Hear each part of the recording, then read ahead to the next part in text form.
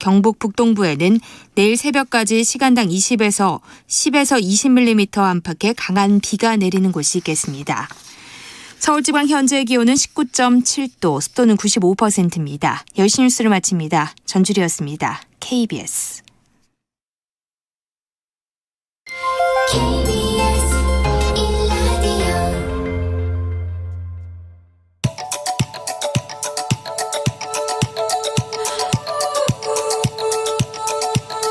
김성환의 시사야.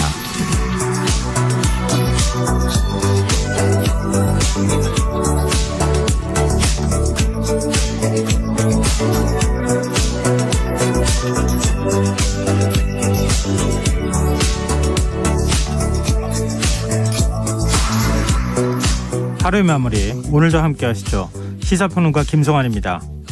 N번방 사건 다들 아실 겁니다.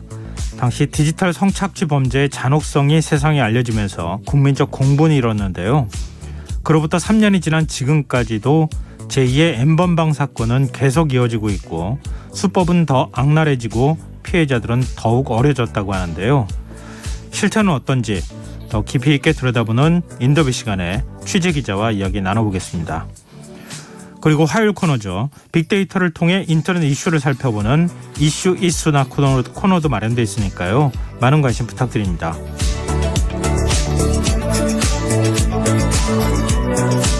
김성환의 시사에는 청취자 여러분들의 관심과 참여 기다립니다. 방송 내용과 관련해 의견 있으신 분들은 문자 보내주십시오. 당첨된 분들께는 모바일 쿠폰 보내드릴 텐데요. 참여하실 번호는 샵9730이고요. 짧은 문자는 50원, 긴 문자는 100원의 이용료가 부과됩니다. 콩 어플리케이션과 KBS 라디오 유튜브 채널을 통해서도 저희 방송을 실시간으로 시청 또 참여하실 수 있습니다. KBS 라디오 김성환의 시사야. 그럼 지금 시작하겠습니다.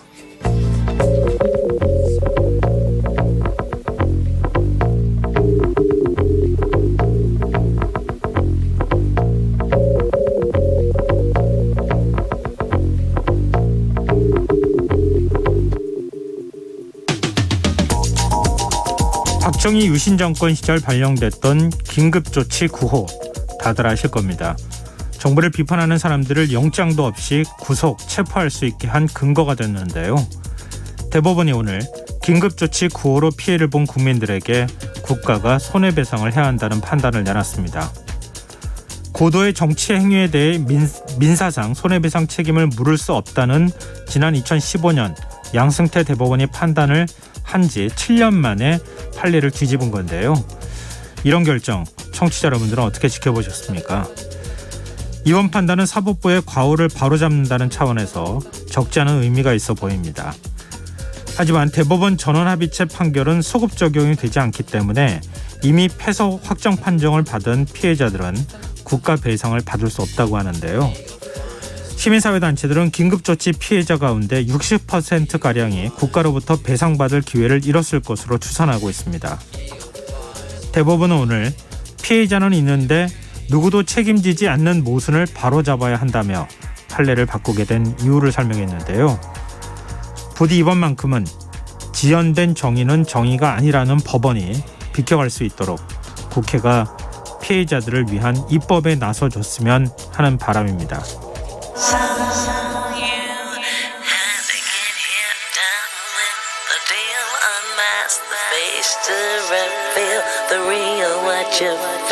You and your everyday situations, all the unnecessary complications.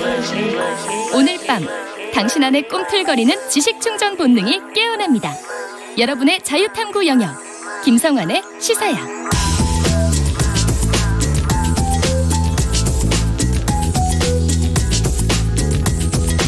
오늘 놓쳤던 뉴스 꼼꼼히 정리해드리는 뉴스야 시간입니다. 오늘은 곽재훈 프레시안 기자 나와 계십니다. 안녕하세요. 네, 안녕하세요. 네, 정부가 내년도 예산안에 기조를 오늘 발표를 했어요. 639조 원을 편성했다고 하는데요.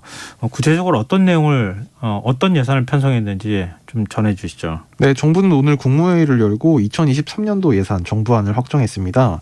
내년 예산은 올해 본 예산 607조 7천억 원보다 5.2% 늘린 639조 원으로 편성이 됐는데요. 이거 총 지출 증가율이 5.2%인데 이게 2017년 3.7% 이후 6년 만에 가장 낮은 수준의 증가율입니다. 네. 특히 이제 내년 본 예산은 추경 예산까지 포함한 전년도 총지출, 그러니까 올해 총지출이 679조 원, 추경까지 합치면 이렇거든요.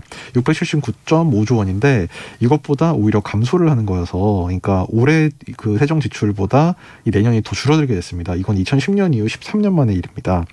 이 그 복합 경제 위기 상황에서 재정 안전판 기능을 확보하고자 건전 재정으로 재정 기조를 전면 전환한 것으로 그 정부가 그 설명을 했고요. 네. 이를 위해 24조 원 상당의 지출을 구조 조정을 하고 다만 서민이나 사회적 약자를 보호하는 투자는 더 늘렸다고 정부는 설명했습니다. 추경호 경제부총리는 복합 경제 위기 상황에서 재정 안전판은 매우 중요하다면서 이에 따라 내년 예산을 건전 재정 기조로 편성했다고 설명했습니다. 네. 일단 정부 예산이 줄어들게 됐다고 하는데 구조조정을 통해서 일단 긴축이 이루어지는 곳들이 있지 않겠습니까? 줄어드는 예산 항목 어떤 게 있습니까? 네, 뭐 산업, 그다음에 중소기업, 뭐 SOC 이런 부분의 예산이 줄어드는데요. 네. 일단 분야별로 보면 산업과 중소기업 예산 감소율이 가장 높습니다. 이 분야는 올해 31조 3천억 원이었던 예산이 18% 줄어서 내년에 25조 7천억 원으로 편성이 됐습니다. 네. 그러니까 소상공인 손실보상 등 코로나19 관련 한시 지원 사업을 종료한 그 영향이고요. 그리고 사회간접자본 즉 SOC 예산 1조 원도 전년 대비 10.2% 줄었습니다. 그리고 문화체육관광 예산 8조 5천억 원도 전년 대비 6.5% 감축이 됐습니다. 이렇게 그 재정 그 감축을 통해서 확보한 예산은 이제 윤석열 정부 국정과제 등 핵심 정책과제에 투입하기로 했는데요. 예를 들면 뭐 병사 월급 인상이라든지 부모급여, 청년 도약계좌 예산 등 11조 원을 편성했습니다. 네. 근데 윤석열 대통령이 대북 정책 담대한 구상을 발표한 바가 있지 않습니까? 이른바 뭐 북한이 비핵화를 하면 우리가 경제적으로 적극적으로 지원해주겠다, 돕겠다, 뭐 이런 내용이 이제 골자라고 할 수 있는데 그런데 통일부에서는 오히려 줄어들었다고요? 네, 이른바 그 담대한 구상이라는 대북 비핵화 로드맵과 관련해서 대북 인도 지원 그리고 개발 협력을 위한 민생 협력 예산을 7,500억 원 이상 편성을 했는데요. 예. 다만 이 그 건전재정 기조를 반영을 해서 남북협력기금 전체 사업비는 올해보다 줄었습니다. 통일부는 2023년도 예산안에 남북협력기금을 올해 1조 2,700억 원여보다 3% 감소한 1조 2,334억 원 규모로 편성했다고 오늘 밝혔는데요. 분야별로는 이 그 인도적 협력을 위한 예산이 7,510억 60.9%로 가장 비중이 높았고 예. 이 분야 관련 예산은 그 전년보다 15.1% 늘어났습니다. 통일부 당국자는 이것은 쌀 10만 톤, 비료 14만 톤 정도를 지원할 수 있는 규모 예산이라고 설명했습니다. 또 아울러 신종 코로나 그 바이러스 감염증과 관련해서 민생 협력 분야의 보건의료 플랫폼 그리고 감염병 예방관리 체계 구축을 위한 항목도 신규로 편성했는데요. 다만 이제 남북 경제 협력 분야 사업은 올해보다 23%나 줄어든 4,548억 9천만 원으로 편성이 됐고 사회문화교류 사업도 올해보다 2.6% 줄었습니다. 만약 이 상황에서 북한과 뭐 민간 협력을 한다거나 지원을 하게 되면 남북 협력 기금을 보통 활용해 왔는데 그러기도 어렵고 뭐 예비비를 편성하거나 이런 방식으로밖에 할 수가 없겠네요. 그렇죠. 뭐 근데 사실 협력기금 같은 경우에는 뭐 지금까지 뭐 늘 이제 지적이 이제 뭐 그 대북 협력 같은 사업이 제대로 진행이 안 돼서 협력기금이 늘 쌓여 있다. 네. 이제 이런 비판을 받았기 때문에 물론 이제 그것도 적법한 절차에 따라 써야 됩니다만 뭐 추경을 편성한다든지 아마 그런 식의 방책을 마련을 해야 될 걸로 보입니다. 네. 야당의 반응은 어떻습니까? 네, 오늘 야당 제1야당인 더불어민주당이 정책위원회 그리고 예결특위 위원 명의로 성명을 발표했는데요.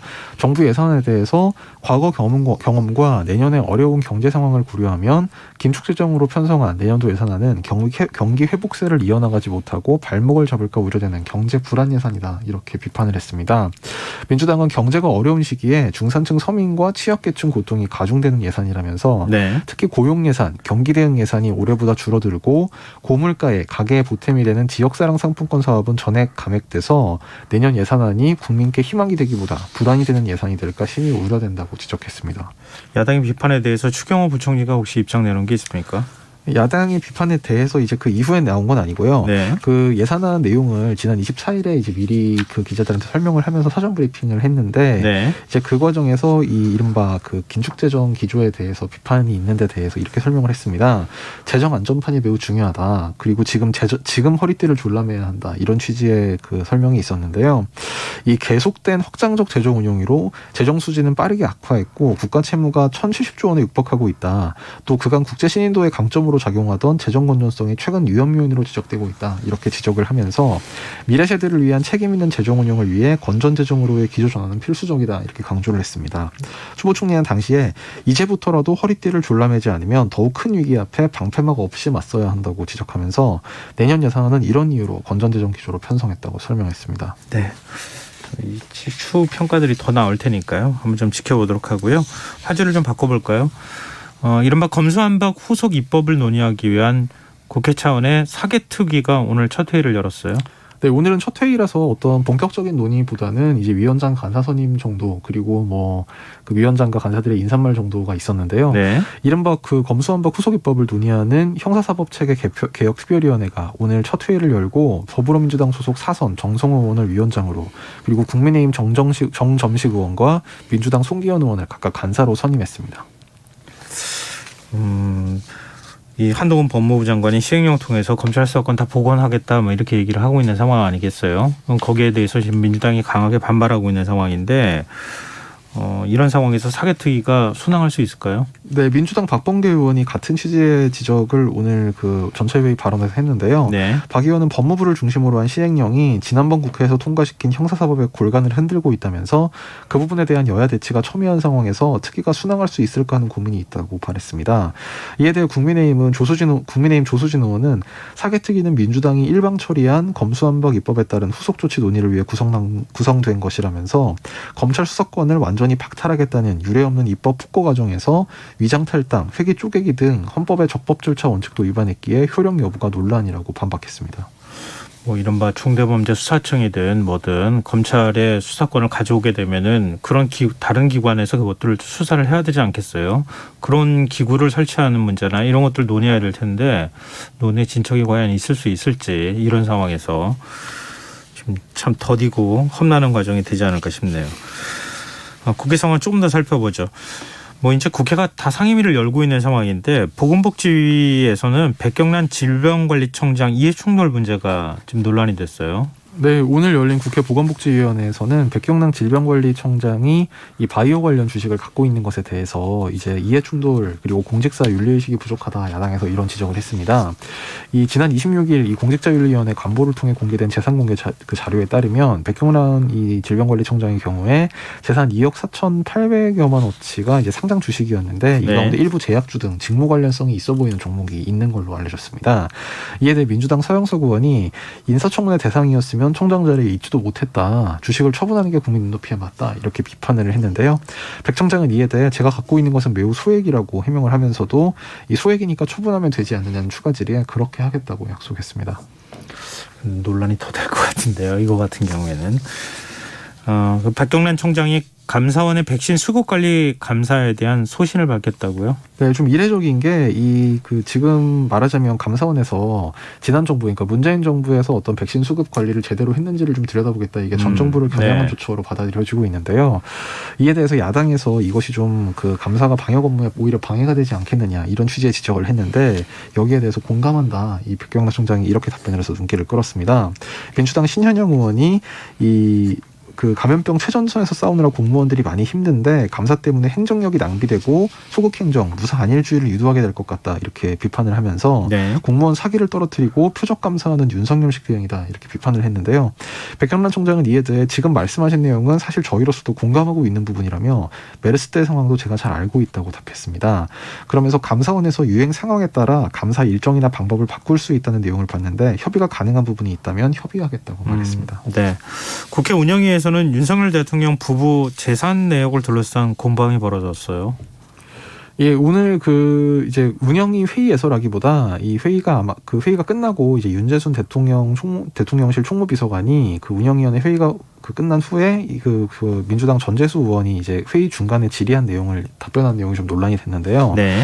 그 질의 내용은 그 윤석열 대통령 부인 김건희 전 커머나 컨텐츠 대표가 해외 순방 당시 착용했던 장신구가 재산 신고 내역에서 빠져 있다 이런 내용이었는데 이에 대해 이제 윤 비서관이 회의 후에 이 전재수 의원을 만나서 현지에서 빌린 것이라 재산 신고에서 누락된 것이 아니다 이렇게 처음엔 이렇게 설명을 했다고 합니다. 네. 그런데 이 답변에 대해서 이후에 이 총무비서관실에서 입장 자료를 내서 장신구 3점 중에 2점은 지인에게 빌렸고 일부는 소상공인에게 구입했다 이렇게 다시 답변을 정정을 했는데요.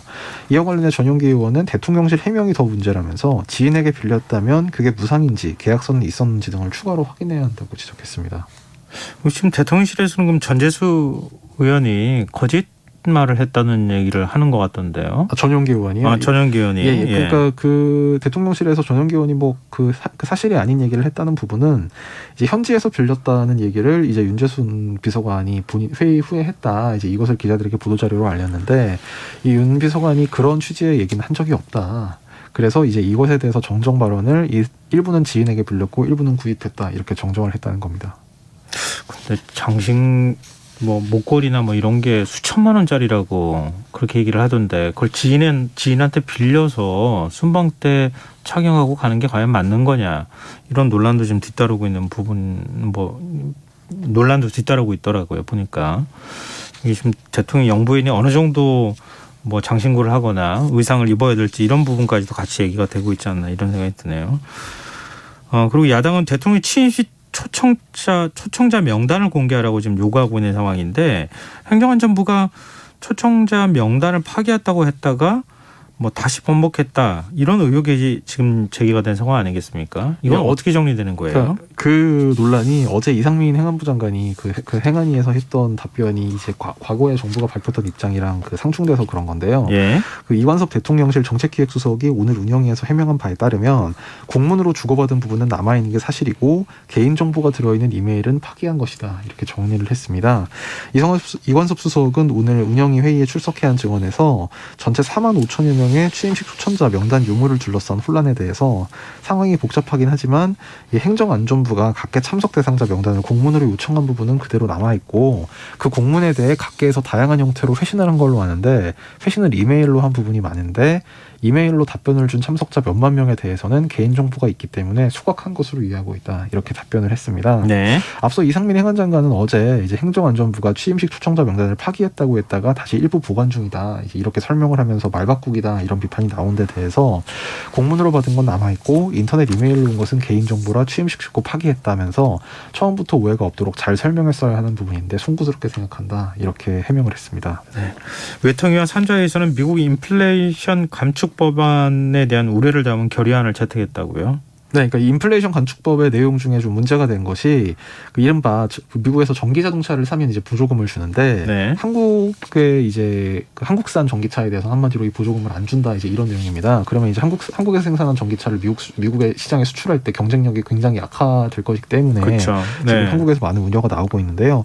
우리 국회 외교통일위원회와 산업통상자원 중소벤처기업은 그 기업 산업통상자원 중소벤처기업위원회는 이 전기차 보조금 지원 대상에서 한국산 차량을 제외 하는 이 미국 인플레이션 감축법에 대해서 우려를 담은 결의안을 여야 합의로 채택했습니다. 이 결의안은 대한민국 국회는 미국의 인플레이션 감축법에 따른 한국산 전기차에 대한 세제 혜택 적용 과정에서 세계무역기구 협정 및 한미 자유무역 협정을 위배할 소지가 있다. 이렇게 우려를 표하는 내용입니다. 알겠습니다. 미국은 뭐 우리나라 반도체 기업이나 자동차 기업들이 뭐 수십조 원씩 투자하겠다고 얘기하고 그러는데 미국이 우리나라한테 주는 건 또 뭐가 있나 이런 생각을 하게 만드는 그런 기사가 아닌가 싶네요. 자, 지금 여러분께서는 KBS 1라디오 김성환의 시사회와 함께하고 계십니다. 계속해서 뉴스야 이어가겠습니다. 이제 각 정당 얘기 좀 해봤으면 좋겠는데요. 일단 국민의힘 오늘 의원총회를 열고 새로운 비대위를 꾸리는 것으로 지금 다시 의견을 모았다고 하는데 당원 개정안도 추인을 했다고요? 네, 이게 원래 지난 27일 의총에서 이 새로운 비대위를 추진한다 이렇게 결론을 냈는데 그 사이에 이제 뭐 안철수 의원, 그다음에 뭐 서병수 의원, 윤상현 의원 등등 중진 의원들을 중심으로 법원 결정 취지에 반한다 이런 비판이 나왔는데요. 네. 오늘 의총에서는 이제 기존의 방침, 그러니까 원래 권성동 원내지도부가 추진했던 새 비대위 추진 방침이 다시 한번 재의결이 됐습니다. 특히 이제 초재선 의원들이 거의 머릿수를 앞세워서 이제 권성동 원내지도부의 방침을 지지한다는 내용 성명을 발표해서 사실상 이제 중진들의 비판 목소리가 약간 진압이 된 상황인데요. 네. 오늘 의원총회 결과에 대해서 박형수 국민의힘 원내대변인은 이 당원 개정안 추진이 박수로 의결됐다 이렇게 밝히면서 당원 개정안 내용은 선출직 최고위원 5명 중 4명이 사퇴하면 이것을 비상 상황으로 본다는 것이라고 설명했습니다. 그러니까 이것은 앞서서 이제 그 주호영 비상대책위원회 체제로 국민의힘이 넘어가는 과정에서 네. 이 비상 상황이 무엇인지에 대해서 명확한 규정이 없는데 따라서 법원이 이것을 비상 상황으로 볼 수 없다 이제 이렇게 판시한 바가 있었는데요. 이에 대해서 이 비상 상황의 요건을 명확하게 규정해서 지금 이것은 비상 상황이 맞다 이제 이런 판단을 내리기 위한 것으로 해석이 됐습니다. 네. 이것도 좀 당내 논란이 있을 것 같은데 오늘 의총에 참석한 의원들이 66명밖에 안 됐다고요? 국민의힘 의원들이 110명이 넘지 않습니까? 왜 이렇게 참석률이 저조했을까요? 참석 연인원은 그 아까 박형수 대변인 그 질의에 그 브리핑에 따르면 그 참석 연인원은 87명 그리고 끝까지 자리를 지키는 의원이 69명이라고 이제 그 박형수 대변인 브리핑에 나왔는데요. 예. 뭐 어쨌든 이제 전체 과반 이상이 참석을 했기 때문에 뭐 정당성이나 이런 부분에서 사실 크게 문제가 되진 않는 것 같고 특히 이제 앞서서 이제 안철수 의원이라든지 뭐 서병수, 윤상현, 조경태 의원 등 이제 주로 중진 의원 그리고 당권 주자들이 이 법원 판단을 받아들여야 된다. 그래서 비대위를 새로 추진하는 건 중단하고 권성동 원내대표가 사퇴해야 된다 이런 취지의 주장을 했었는데요. 네. 이에 대해서 이제 이런 권성동 특히 원내대표 사퇴로는 이제 소수 의견이다 이렇게 원내대변인이 브리핑을 통해서 아예 못 박아 버렸고 네. 특히 당내 초재선 의원들이 이제 권 원내대표에게 직접 힘을 실어주는 모습을 보였습니다. 초선 의원 모임 간사를 맡고 있는 노용호 의원이 의 총장에서 한마음 한뜻으로 결의한 상황에 대해서 개별적 의견을 얘기하면 뜻이나 의도가 와전되고 국회에서 당에 더 큰 분란을 일으킬 수 있다. 사실상 중진 의원들을 저격하는 발언을 했고요. 네. 또 국민의힘 재선 의원 모임도 의총 후 발표한 성명서에서 이 추석 전까지 새 비대위 출범시키기로 결정했음에도 일부 중진들을 중심으로 대안도 없이 당을 흔드는 언행을 계속하는 건 매우 부적절하다 이렇게 비판하는 성명을 발표했거든요. 근데 이 재선 의원 모임 같은 경우에는 윤한홍 의원, 이철규 의원 등 이른바 윤핵관으로 불리는 의원들이 많이 포함이 돼 있기 때문에 네. 아무래도 이제 윤석열 대통령이 당의 결정을 존중한다 이렇게 두 차례 직간접적으로 언급을 한 것이라든지 또 이 권 원내대표를 중심으로 한 사퇴 수습에 힘을 실었다 이런 해석이 나오는 상황과 무관하지 않은 게 아니냐 이런 해석이 나왔습니다. 그럼 추석 전까지는 권성동 지금 비대위 직무대행 체제로 그냥 가는 거예요? 예, 그렇게 될 것 같습니다. 그 원래는 시점을 27일 의총 시점에서는 이제 추석 전까지 한다 이렇게 못을 박았었는데요. 뭐 당내 반발 이제 이런 게 있으면서 오늘 의총 결과 브리핑에서는 뭐 그 추석 연휴 전까지 될지 안 될지는 모르겠으나 하여간 최대한 추진한다 이런 쪽으로 정리가 됐습니다. 네. 이준석 전 대표는 좀 대구 동부 방촌시장을 찾았다고 하던데 결국 뭐 정치 행보를 계속 하고 있다고도 볼 수 있잖아요. 네. 근데 비대위원 직무정지 가처분 를 지금 신청하지 않았습니까? 예. 이번 이 신문은 언제 열리는 겁니까? 이건 이제 앞서서 이제 윤석 대표가 처음엔 주호영 비상대책위원장의 직무정지 가처분을 냈다가 국민의힘이 이건 주호영 위원장은 그 직무정지가 됐지만 비대위 출범은 법원에서 결정한 바 없다 이제 이런 식으로 계속 이제 그 비대위를 체제를 추진하겠다고 밝히니까 윤석 대표가 추가로 낸 가처분 신청인데요. 그 서울 남부지법은 이제 오는 14일에 사건 신문을 열겠다고 밝혔습니다. 또 이제 이 전 대표가 낸 이 가처분 신청 추가 8건뿐만 아니라 이 오히려 그 주호영 비대위원장 측에서 그 주호영 비대위원장이 그러니까 다시 말해 국민의힘 측에서 이제 그 직무 정지 가처분 결정에 대한 그 가처분 집행 정지 신청을 거꾸로 역으로 낸 게 있거든요. 네네. 요거까지 합쳐서 함께 그 신문을 하겠다 이제 이런 방침을 발표를 했습니다. 네. 자, 민주당 얘기 좀 해보자. 민주당 이재명 대표 오늘 윤석열 대통령과 통화를 했다고요? 네, 이 대표는 오늘 오전에 이진복 대통령실 정무수석 예방을 받은 자리에서 윤 대통령과 직접 통화를 했다고 이진복 수석 본인과 또 박성준 민주당 대변인이 기자들과 만나 밝혔습니다. 먼저 이진복 수석이 그 윤 대통령이 이재명 대표와 통화하기를 원한다 이렇게 밝히고 이 대표의 동의를 얻어서 본인 전화로 윤 대통령에게 전화를 걸어서 이 대표를 바꿔줬다고 하는데요.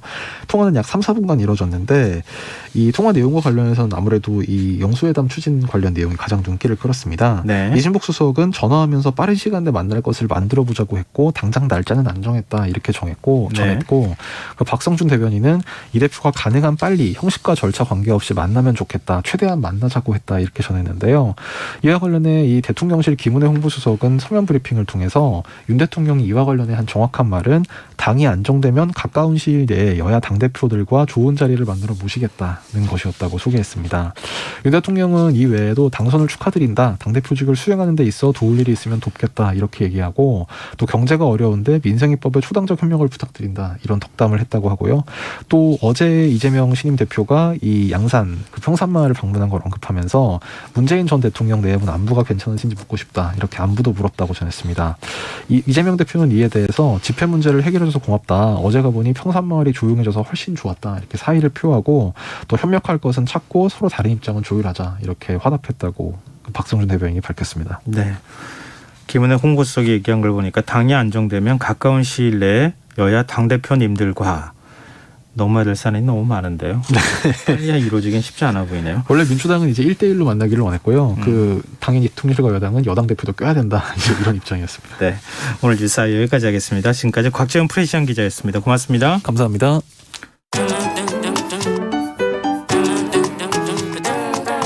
일일 시사권장량 채워가세요. 골고루 담았습니다. 당신만을 위한 하루 시사 김성환의 시사야.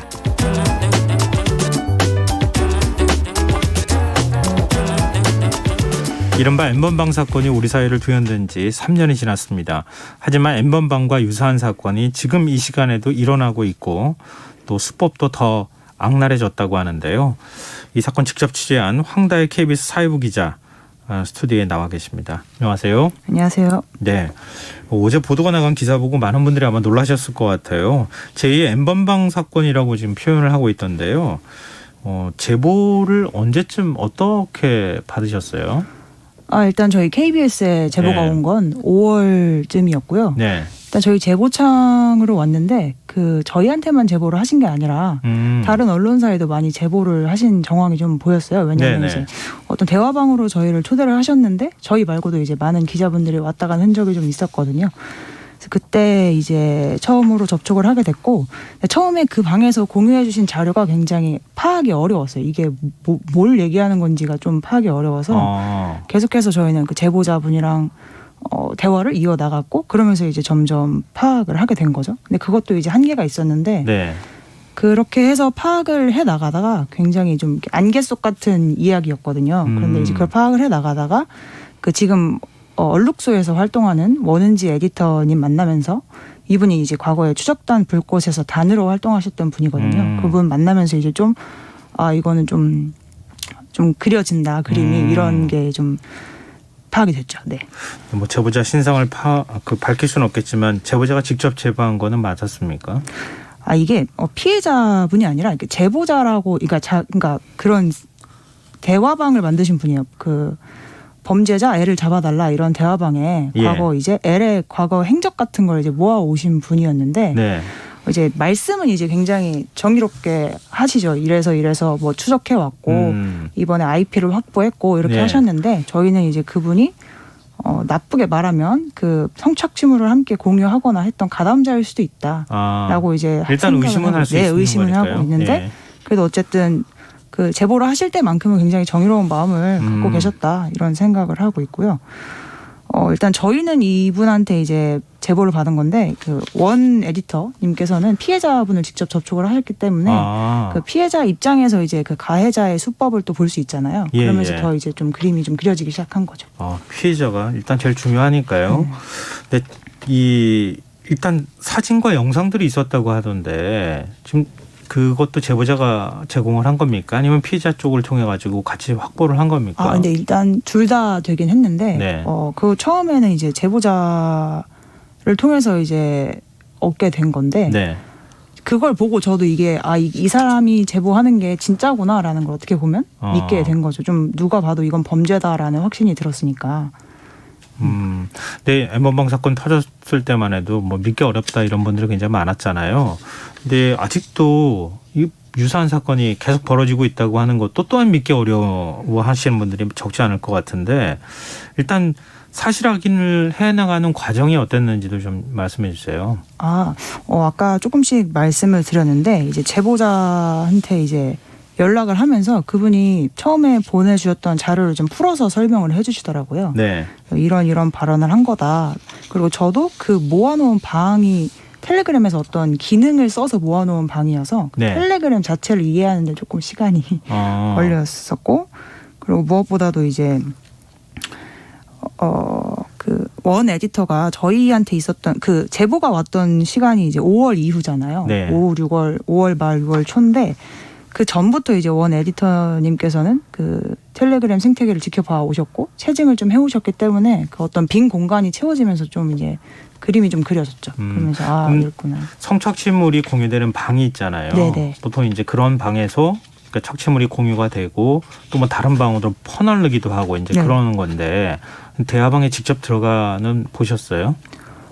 그렇죠. 근데 이제 그 방들이 어떤 항상 고정돼서 존재하는 게 아니라 막 예. 사라졌다 없어졌다 하고 그래요? 네.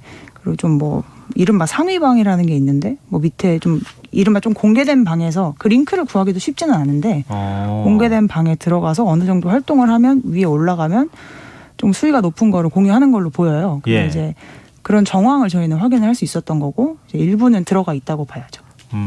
지금 그러면은 우리한테 알려져 있는 N번방 사건하고 어떤 점이 유사했는지 또 다른 점이 있었다면 어떤 점이 달랐는지 네. 설명을 좀 해주시면 어떨까요? 사실 저희도 이게 제2의 N번방이라고 불려서 조금 조심스러운 면이 있는데 네. 왜냐면 너무 제2의 N번방이라는 말이 성착취물이 공유될 때마다 좀 쉽게 남발되는 수식어이기도 했는데 또 방금 말씀하신 것처럼 유사한 점도 있지만 차이점도 있거든요. 네. 그래서 좀 풀어서 설명을 해드리면 유사한 점은 일단 이제 피해자분들을 노예라고 이제 부르면서 굴욕감을 주는 어떤 착취의 형태를 취하고 있다는 거, 그게 굉장히 전 동일하다고 봤고. 누가 그렇게 부릅니까? 그 가해자들이. 운영자가 있을 거고 그쵸. 그 방에 들어와 있는 사람이 있을 거 아니겠어요? 네네. 운영자가 그렇게 부릅니까? 운영자도 그렇게 부르고 그 방에 어쨌든 N번방은 돈을 내고 입장한 사람들이니까 예. 이 운영자의 노예면 자신의 노예라고 이제 생각을 하는 어떤 거죠. 그 네네. 방도 그랬는데 여기도 이제 주인과 노예라고 어떻게 보면 부르는 그런 모습이 확인이 됐고 그렇기 때문에 그 피해자들의 몸에 어떤 글씨를 새기게 해요. 마크라고 하죠. 예. 누구 주인님. 예. 저희는 이제 L 주인님이라고 써 있었던 거고 그리고 이제 그 접근 방식이 이제 약점을 잡아서 당신의 약점을 폭로하겠다는 식으로 이제 착취물을 받아내는 식이거든요. 네. 그게 굉장히 N번방이랑 유사했다고 볼 수 있는데 차이점은 그 N번방은 L번방 말고 N번방은 예. 이제 돈을 받고 고정방을 운영을 했다면 이 저희가 지금 보도하고 있는 L은 현재까지는 돈을 받은 정황은 확인되지 않거든요. 그러면은 그건 어떻게 그 방에 대화방에 들어옵니까? 그래서 이게 되게 저희도 거기서 이제 되게 그 단의 도움을 그 원은지 에디터의 도움을 많이 받았다는 건데 네. 이 방 저 방에서 돌아다니면서 네. 누구 영상이 이 L한테 있다라고 네. 하면서 그 L이 이제 L 스스로인지 아니면 L과 함께한 그냥 뭐 조직원들인지 아니면 뭐 아직 그것은 파악이 안 됐습니다만 네. 여기저기서 L의 영상이라면서 이 유포를 하고 다니는 거죠. 그래서 저희는 그걸 이제 게릴라성으로 퍼뜨리고 다닌다. 그래서 이렇게 등장한 대화방이 저희가 확인한 것만 이제 30개가 넘는 상황입니다. 30개가 넘어요? 네, 이게 열렸다 닫히고 하는 방들이. 그러면은 계정을 폭파하고 또 다른 방을 여는 겁니까? 아니면은 지금 이런 방들이 쭉 있는 겁니까? 저희가 파악했을 때는 폭파하고 열기도 하고 이게 텔레그램에 나름의 기능이 있어요. 음란물 유포가 뭐 신고가 되거나 이렇게 하면 예. 폭파를 시키는 부분이 좀 있더라고요. 그래서 다시 만들고 이런 식으로 헤쳐 모이는 좀 양상이 좀 있지 않나. 그게 좀 다르다고 보시면 됩니다. N번방과는. 근데 지금 그러니까 지금 관계는 이제 노예처럼 이렇게 피해자들을 종속적인 관계로 만든다 이렇게 말씀하셨는데요. 그 피해자들을 그렇게 만드는 과정도 거기에서 확인할 수가 있었습니까? 그거를 확인한 거는 일단 그 N번방 보도할 때도 많이 나왔던 얘기인데 네. 그걸 좀 확실하게 확인했던 거는 그 피해자분이 나눈 대화를 보면서 이제 이렇게 협박을 하는구나. 그게 이제 노예로 만드는 과정을 저희가 확인을 한 거고 그리고 또 애초에 저희 제보자께서 제보를 할 때 이 예. L이라는 사람이 그 새로운 피해자를 물색하는 과정을 이제 캡처를 해서 보내주신 거거든요. 네네. 이렇게 그 작업을 하는구나. 이제 그건 이제 제보자 통해서도 파악할 수 있었죠. 그러니까 어떤 방식으로 유인을 하지 않았겠습니까? 그러니까 여러 가지 방식이 있는데요. 제가 네. 뭐 SNS 계정을 운영을 하는데 네. 이제 뭐 제가 저만 알고 싶은 비밀이 있을 수 있잖아요. 네. 그걸 그렇죠. 이제 내가 너를 아는데 어떻게 알았는지 이런 쪽 분들은 그 상대방의 신상을 알고 있는 거예요. 네. 내 번호랑 집이랑 이름 다 알고 있다. 내 주변 사람들한테 너가 이런 비밀을 갖고 있는 거 다 퍼뜨리겠다. 이러면서 이제 그럼 이거 안 하고 싶으면 이렇게 포즈로 뭐 사진을 찍어서 보내라. 네네. 이런 식으로 하면서 이제 사진을 한번 찍어서 보내면 이거를 이제 유포하겠다라고 하던지. 그 다음에 또 다른 협박이 계속 이어지는 방식으로 네. 계속 성을 착취하는 이런 네. 모습들이 나타난다는 말씀이시죠. 네. 그러면 그렇게 해가지고 공유되는 영상, 이거 사실 뭐 구체적으로 말씀하시긴 어려울 텐데 이제 치욕적인 모습들이 담겨 있는 거죠. 그렇죠. 이게 좀 구체적으로 표현하기는 조금 어려운 지점이 있는데요. 그 성착취물이라는 단어가 주는 어감 있잖아요. 네. 그 느낌 그대로라고 생각을 하시면 되고, 저도 그 처음에 받았을 때 그 썸네일 정도만 확인을 하다가 예. 나중에 취재를 제대로 할 때 가해자가 한 어떤 공통점을 찾아야 돼서 이제 몇 개씩 확인을 해보면 뭐 말은 삼가겠습니다만 좀 이렇게 보기 좋진 않습니다. 네. 네.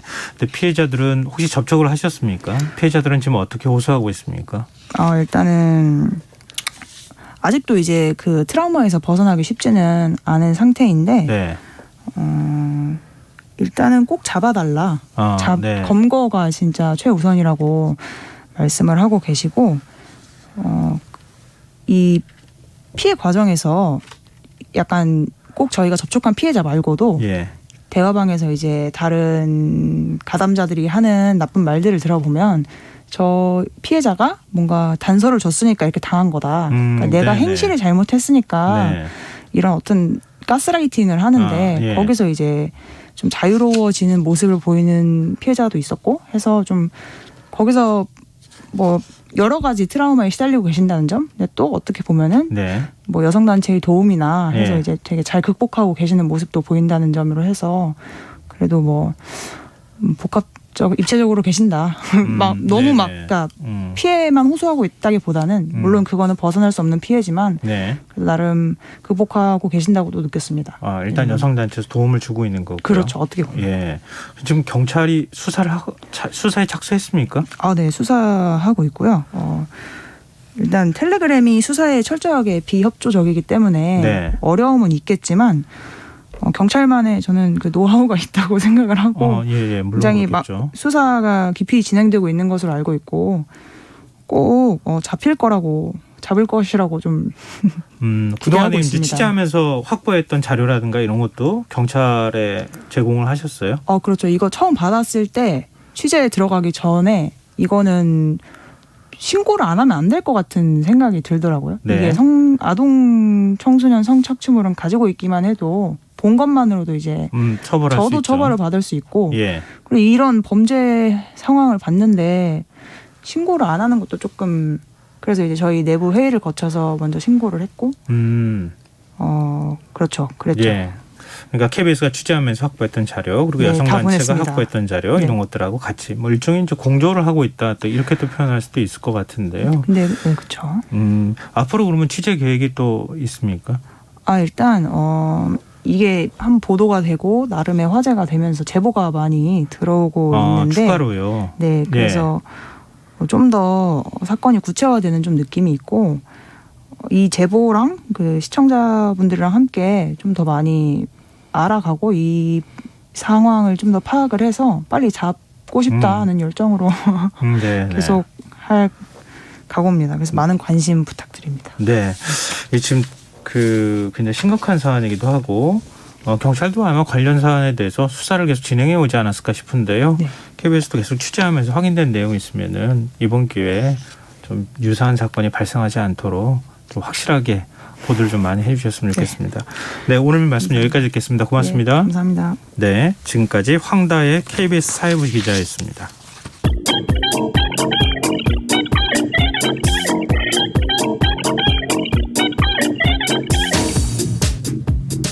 빅데이터로 인터넷에서 화제가 되고 있는 이슈를 살펴보는 시간입니다. 이슈 이수다. 빅데이터를 읽어주는 남자 김덕진 미래사회 IT연구소 소장 스튜디오에 나와 계십니다. 안녕하세요. 네, 안녕하세요. 반갑습니다. 김덕진입니다. 네, 한 주간의 이슈. 네. 이번 주는 어떤 게 뽑혔을지 굉장히 궁금한데요. 네. 1위로 스포츠 분야가 나왔는데요. 남자 농구가 나왔습니다. 왜 그런지 혹시 아세요? 남자 농구요? 네, 저 진짜 이 소식이 너무 뉴스화가 안 되는 것 같기도 하고 그래서 좀 얘기하고 싶었는데 네. 우리나라가 일본뿐만 아니라 중국을 넘어서 22년 만에 아시아를 제패하는 일이 생겼습니다. 남자 농구가요? 네, 18세 이하 남자 농구 대표팀이 18세 이하. 네, 하지만 그럼에도 불구하고 여기서 되게 의미 있는 것들이 몇 개가 있는데 네. 일단은 18세 이하 남자 농구 대표팀도 일본 제압하고 22년 만에 아시아 무대를 제패한 거예요. 그래서 이제 이란 테헤란 아자디 바스켓볼 홀에서 열리는 이 2022년 국제농구연맹 U18 아시아 남자 농구 선수권 대회 일본과의 결승전이 28일 날 열렸는데 네. 그때 77대 73으로 이겼습니다.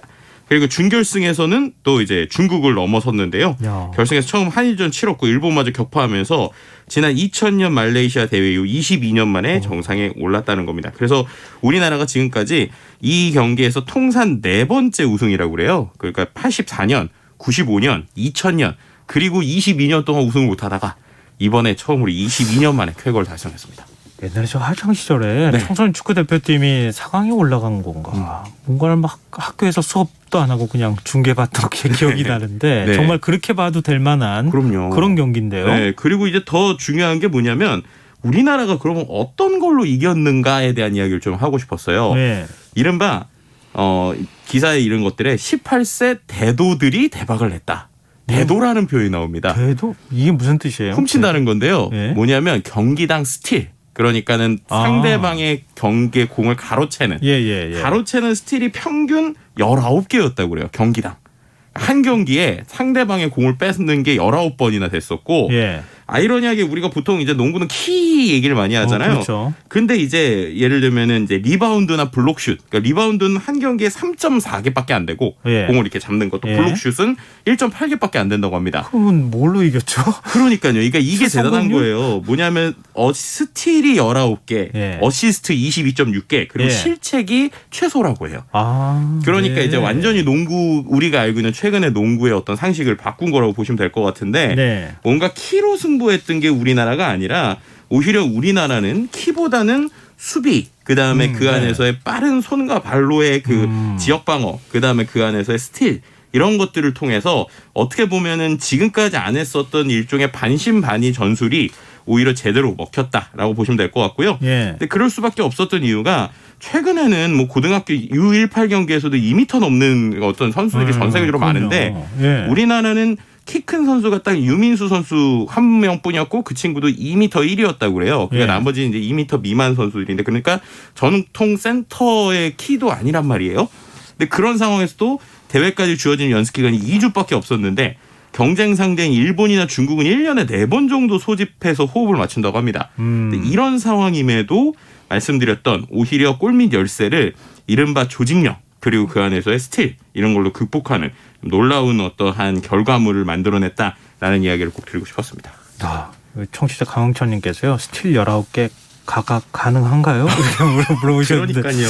이게 진짜 쉽지 않을 텐데 참 조직력이 빛났다 이렇게 볼 수 있겠는데요. 네. 스포츠 분야에서 또 키워드가 있다면서요? 네, 그 은퇴 투어라는 키워드인데요. 뭐 최근에 이제 한때 그 우리나라 이제 KBO를 빛냈던 선수들의 은퇴가 이어지는데 그 중에서 네. 또 가장 또 슈퍼스타 또 이제 프랜차이즈 스타 중에 한 명이죠. 이대호 선수. 네. 이대호 선수의 은퇴 투어가 지금 시작이 됐어요. 그래서 선수 생활의 끝에 다다랐음을 실감하는데 근데 놀라운 거는 은퇴 투어인데 네. 홈런을 계속 치고 있다는 거예요. 그 은퇴 안 하면 안 해도 될 것 같은데. 그래서 실제로 지금 어떤 얘기들이 나오고 있냐면 은퇴가 코앞인데 시즌 타율이 3할 3푼에 홈런이 17개입니다.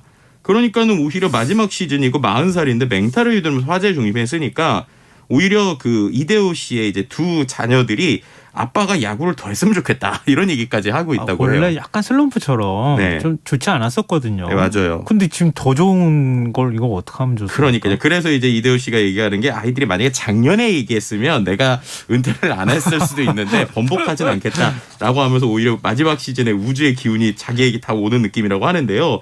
뭐 이러다 보니까 이제 어떻게 보면 이대호 선수는 본인의 어떤 지금의 좋은 결과들이 이른바 포스트 시즌이라고 하죠. 가을 야구로 이제 롯데가 이어질 수 있길 뭐 이런 것들에 대한 이야기들이 나오고 있고요. 롯데 예. 팬들은 조금이라도 더 했으면 좋겠다 뭐 이런 얘기들도 좀 나오고 있는 상황이라 좀 끝까지 어떤 결과들이 나올지 지켜보는 것도 좀 야구 좋아하시는 분들 재미가 될 것 같습니다. 만약에 은퇴한다면요. 참 네. 고생 많이 했다. 이대호 선수 홈런 기대하시는 분들 굉장히 많았었잖아요. 그러니까요. 네. 마지막 떠나는 그 모습에 박수 보내주실 팬들이 굉장히 많지 네. 않나 그런 생각이 드네요. 우주의 기운이 모이고 있는 것 같은 느낌이 드네요. 네. 자, 2위 주제 어떤 분야에서 나왔습니까? 네, 사회 분야고요. 보건복지 분야인데 키워드는 모녀입니다. 기억하시겠지만 이제 정부가 2014년에 송파 세모녀 사건이 있었죠. 좀 안타까운 사건이었는데 그 이후에 복지 사각지대에 놓여 있는 이 위기 가구 발굴에 힘을 쏟았다고 해요. 지금 네. 정부에서. 하지만 이제 이들 중 상당수가 이제 기초생활보장 등 공적인 복지 서비스를 제공받지 못한 것으로 드러났습니다. 뭐 재산 기준 등 까다로운 조건 때문에 정부의 복지망에 포착되더라도 혜택에서 배제되는 안타까운 상황이 반복되고 있다는 것인데요. 실제로 이제 이 시스템 자체가 2014년에 말씀드렸던 이 송파구 세모녀의 생활고 극단적 선택에 대한 사건을 계기로 해서 예를 들면 단전이나 단수, 체납, 연체 등 34종의 위기 정보를 수집해서 2개 이상의 징후가 포착된 위기 가구를 선별하는 일종의 시스템, 그러니까 사회보장 정보 시스템이라는 게 생겼어요. 네. 근데 이제 이 시스템 안에서 실제로 이제 그 나왔었던 징후가 포착된 위기 가구가 2016년에 20만 8,652명이었는데 이게 133만 9,909명까지 작년에 그러니까 6배 증가했습니다. 그만큼이나 복지 대상자가 선별된 건 133명까지 선별이 됐는데 그중에서 실제로 지원을 받지 못한 대상자는 오히려 지금 늘어나고 있는 상황이라고 보시면 될 것 같습니다.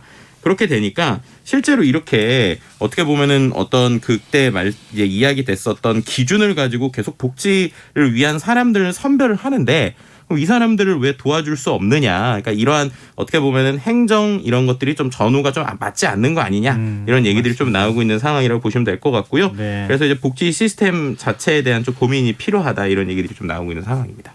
심사를 하도록 하니까요. 네. 저 사람이 대상자가 아닌지 그것만 찾는 거예요. 열심히 공무원들이. 그렇죠. 그러니까 대상자가 되는 사람들이 신청하다가 지쳐버리거나 공무원들은 심사를 엄격하게 한다고 하니까 받아야 될 사람들이 정작 탈락하거나 이런 문제들이 생기는 거 아니냐. 가난을 증명하거나 이렇게 그렇죠. 하는 방식이 맞는 거냐 이런 거에 대해서 한번 다시 생각해 봐야 될 것 같네요.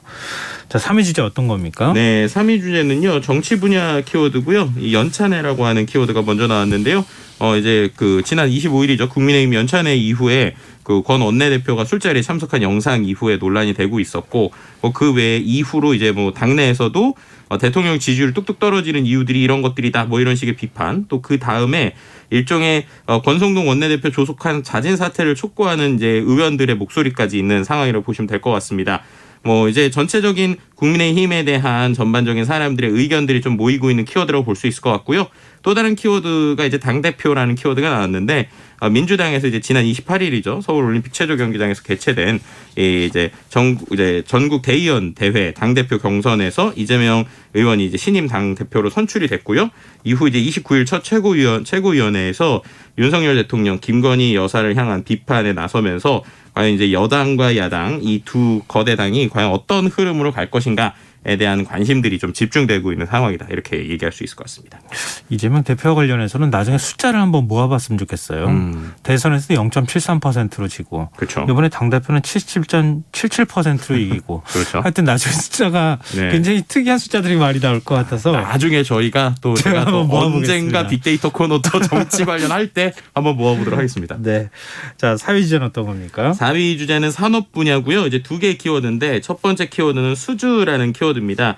산업통상자원부 한국수력원자력에서 지난 25일 3조 원 규모의 이집트 엘다박 원전 건설 프로젝트를 수주했다라고 밝혔고요. 2009년에 바라카 원전 이후에 13년 만에 이뤄낸 대규모 원전 수출이라고 합니다. 원전뿐만 아니라 다른 수출들도 지금 이어지고 있는 상황인데요. 네. 예를 들면 이집트 교통부 산하 터널청이 발주한 카이로 235선 전공차 공급 및 현지화 사업을 현대로템에서 수주했고요. 또 그것뿐만 아니라 최근에 3조 원 규모의 이집트 이제 말씀드렸던 그것뿐만 아니라 폴란드, 체코, 사우디아라비아 원전 수주에 대한 기대감 커지고 있습니다. 또 이제 우리나라 방산 이제 산업에서도 상당히 큰 수주가 좀 최근에 나왔는데요. 네네. 폴란드에 우리나라의 주력 전차라고 해서 K2 전차가 해외 진출에 성공해서 실제로 폴란드 군비청과 4조 4,992억 그러니까 한 4조 5천억 정도죠. 그 규모의 K2 전차 수출 계약을 맺었습니다. 이거 같은 경우가 2022년 7월에 이제 첨대 수출 기본 계약을 맺었고 그것에 대한 실행 계약이라고 보시면 될 것 같은데요. 그래서 이제 실제로 먼저 180대의 인도분에 대한 세부 조건까지 담겨 있는 상황이라고 보시면 될 것 같습니다.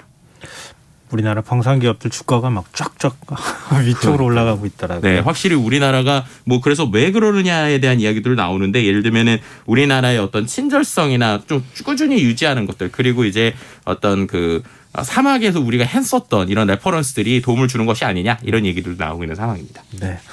자, 마지막 5위 주제는요. 네, 5위 주제는 생활 분야고요. 키워드는 세기말 패션입니다. 이게 무슨 얘기예요? 세기말도 아닌데. 네, 최근에 그 젊은 세대에서 입고 다니는 패션, 그러니까 여름 패션, 혹시 가을 패션 이런 거 보셨나요? 예전 Y2K, 그러니까 2000년, 1999년대 세기말 때 유행했었던 네, 그 패션이 최근에 다시 돌아왔어요. 그럼 예를 들면은 뭐 쉽게 설명하면 배꼽티. 아니면은 그 안에서 이제 뭐 허리와 골반이 드러난 로우라이즈라고 그러죠. 아니면 통이 펑 퍼지만 와이드 팬츠. 뭐 이런 벨벳 트레이닝복 이런 식의 예전에 있었던 심지어 청청 패션 뭐 이런 것들이 다시 돌아와서 지금 20대들에게 인기거든요. 그러니까 90년대 감성인 물씬 풍기는 이 이슈들 이제 어떤 패션들이 돌아왔고 이런 것들이 FW라고 하죠. 가을 겨울 시즌에도 계속 유행할 것으로 지금 보이고 있습니다. 그래서 어떠한 새 트렌드라고 하는 것들이 이른바 이제 세기말에 있었던 패션들. 그래서 뭐 가을로 치면은 뭔가 체크 무늬가 이제 적용된 재킷이라든가 아니면은 뭔가 좀 이제 좀 큰 뭐 복고를 재해석한 세미 플레어 핏 데님이나 이런 것들처럼 다양한 그 과거의 문화들이 다시 살아나고 있는 이런 흐름들이 최근에 나오고 있다고 볼 수 있을 것 같습니다. 설명하시는데 굉장히 애를 먹으시는데요. 과거에 찍었던 사진 한번 들여다보시면 어떨까 싶어요. 그러니까요. 그 시대 살았잖아요. 근데 우리도 기억 못하는 걸 지금 젊은 세대가 패션으로 소화하고 있다는 생각이 드니까 되게 신기하기도 하고 그러네요. 네. 근데 요즘 이런 젊은 층들의 문화가 다른 세대로 퍼지고 있다고요? 네, 그러니까 재밌는 게요. 오히려 지금 그 젊은 세대에서는 예전에 Y2K 때의 문화들이 좀 나오고 있어요. 또 대표적인 것 중에 하나가 CD 가방입니다. 그러니까 최근에 뭐 뉴진스나 이런 이제 새로운 그룹들이 나오는데 앨범 자켓을 CD 플레이어 있잖아요. 네. CD 플레이어의 가방 모양을 만든 이런 옛날의 이제 모습들이 이제 다시 돌아오고 있고 또 이제 기존 세대들 같은 경우에는 이제 OTT라든지 새로운 미디어들을 받아들이면서 오히려 이제 새로운 산업과 구산업이 거꾸로 돌아가는 것이 아니냐. 이런 문화 현상의 변화, 뭐 전조 이런 것들도 최근에 좀 나오고 있는 상황이라고 볼 수 있을 것 같습니다. 우린 과거에 다 입었던 건데 다시 입으면 우리가 입기가 더 좋을 것 같은데 우리는 못 입는 거를 젊은 네. 세대는 이렇게 잘 소화하네요. 그러니까요. 네. 자, 이슈 이스타 오늘 여기서 마무리하겠습니다. 지금까지 김덕진 미래사회 IT연구소 소장과 함께했습니다. 오늘 말씀 고맙습니다. 네, 감사합니다. KBS 1라디오 김성환의 시사할 1부 순서는 여기서 마무리하겠습니다. 이어지는 2부에서는 밤참 뉴스와 흔적의 역사 순서가 준비되어 있습니다. 전 11시 정각 2부에 다시 찾아오겠습니다.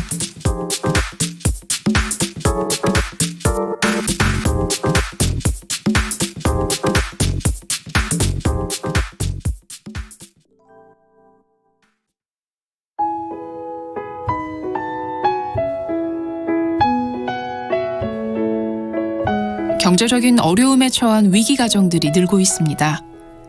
복지 사각지대에 처해 있는 가정들을 미리 찾아서 지원하고 위기로부터 구하는 일이 시급한데요.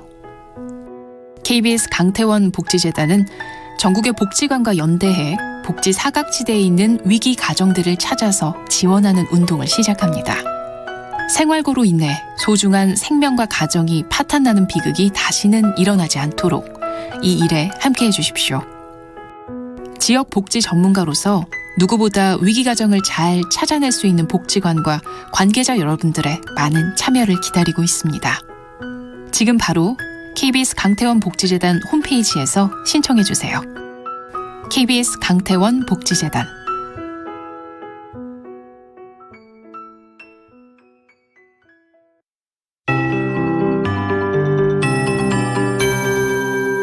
KBS 58분 날씨. 지금 수도권을 제외한 대부분 지역에서 비가 내리고 있고 특히 강원도 중남부와 경북 북부에는 시간당 10mm가 넘는 다소 강한 비가 내리고 있습니다. 서울, 인천, 경기 북부, 영서 북부는 자정 무렵에 비가 그치겠지만 영서와 충청, 전라권과 제주도는 내일 새벽부터 아침 사이에 영동과 경상권 오후까지 내리다 그치겠지만 경상권 해안 밤까지 비가 이어지는 곳이 있겠습니다. 영동과 경북 북동부 지역은 내일 새벽부터 시간당 10에서 20mm의 강한 비가 내리는 곳이 있겠습니다. 앞으로 예상 강수량 경기 남동부, 강원도, 충북, 경상권 20에서 70, 많은 곳은 100mm가 넘는 곳이 있겠고 서울을 포함한 그 밖의 지역 5에서 40mm입니다. 내일 아침 최저기온은 서울 19도 등 전국이 18도에서 24도가 예상됩니다. 낮 기온은 서울, 인천, 광주, 부산, 제주 27도, 대전, 세종, 대구 26도, 울산 24도, 강릉 23도로 오늘보다는 높겠지만 여전히 평년보다는 1도에서 2, 3도가 낮겠습니다. 바다의 물결은 0.5 내지 3.5m로 동해 중부 먼바다에서 매우 높게 일겠습니다. 서울지방 현재기온 19.6도, 강수량 35.8mm입니다. KBS 58분 날씨 잔금매입니다.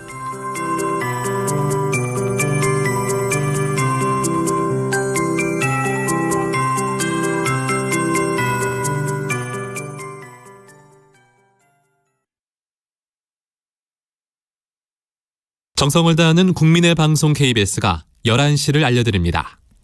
AM 711kHz, FM 97.3MHz, KBS 1라디오입니다. HLKA.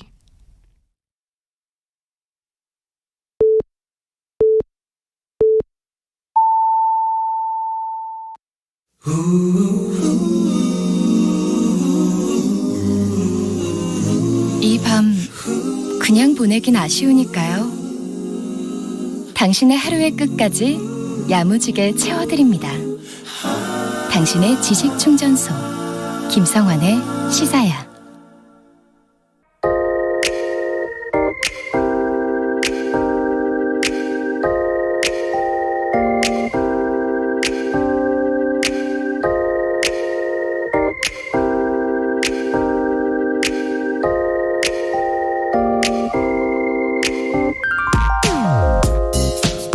가끔 이런 뜬금없는 질문을 받곤 합니다.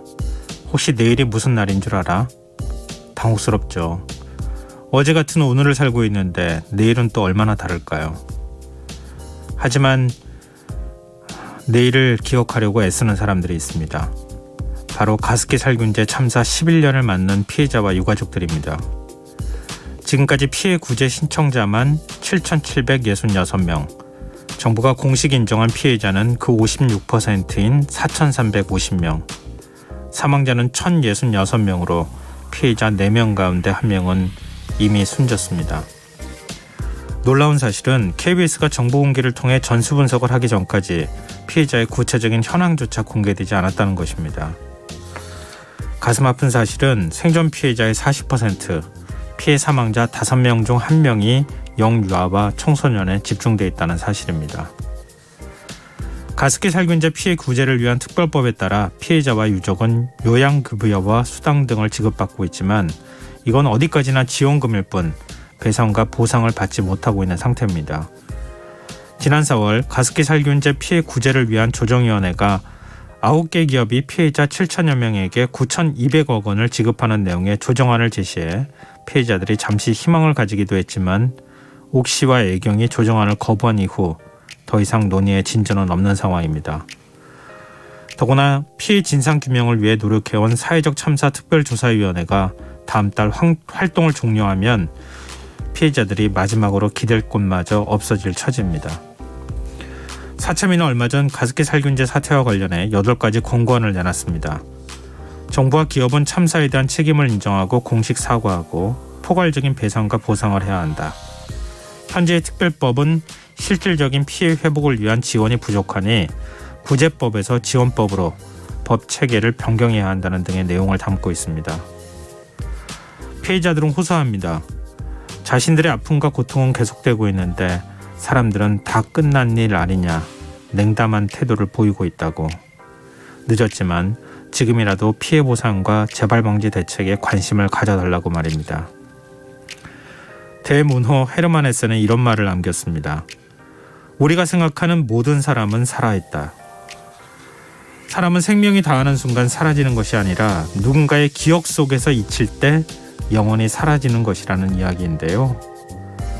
우리가 내일도 잊지 않는다면, 잊지만 않는다면 가습기 살균제 참사에 대한 사회적 관심은 계속될 것이라 믿습니다.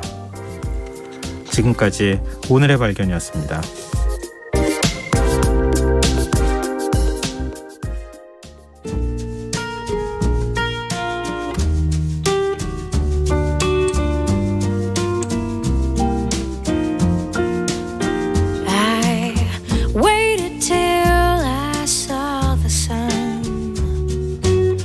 Don't know why I didn't come. I left you by the house of fun. I don't know why I didn't come. I don't know why I didn't come. When I saw the break of day, I wish that I could fly away instead of kneeling in the sand, catching teardrops in my hand. My heart is drenched in wine, but you'll be on my mind forever. Out across the endless sea, I would die in ecstasy, but I'll be a bag of bones driving down the road alone. My heart is drenched in wine,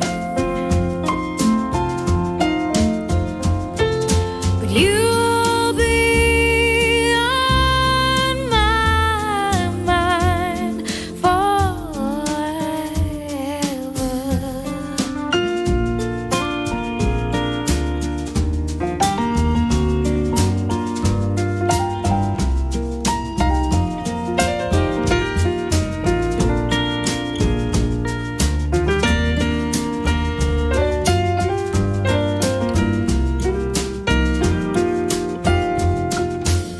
Something has to make you run. I don't know why I didn't come. I feel as empty as a drum. I don't know why I didn't come. I don't know why I didn't come. I don't know why I didn't come.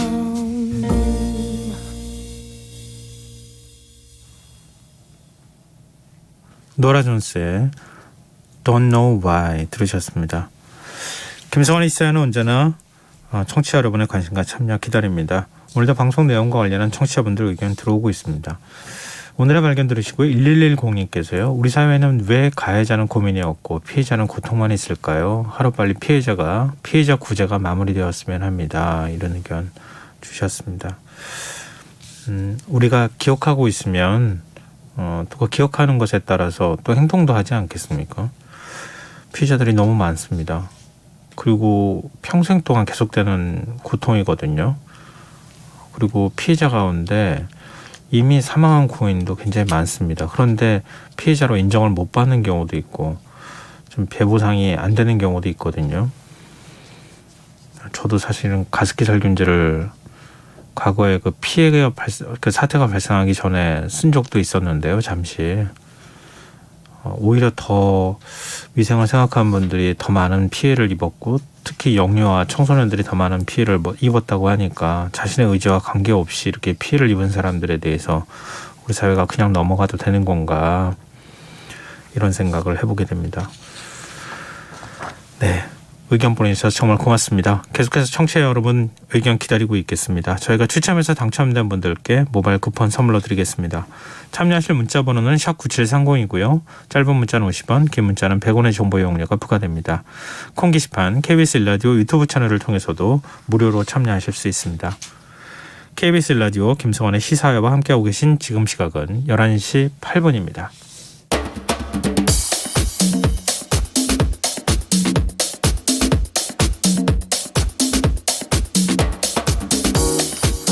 오늘 일어난 세상 곳곳의 소식들 당일 배송으로 전해드립니다. 밤참 뉴스 이은경 뉴스캐스터 나와 계십니다. 안녕하세요. 네, 안녕하세요. 네.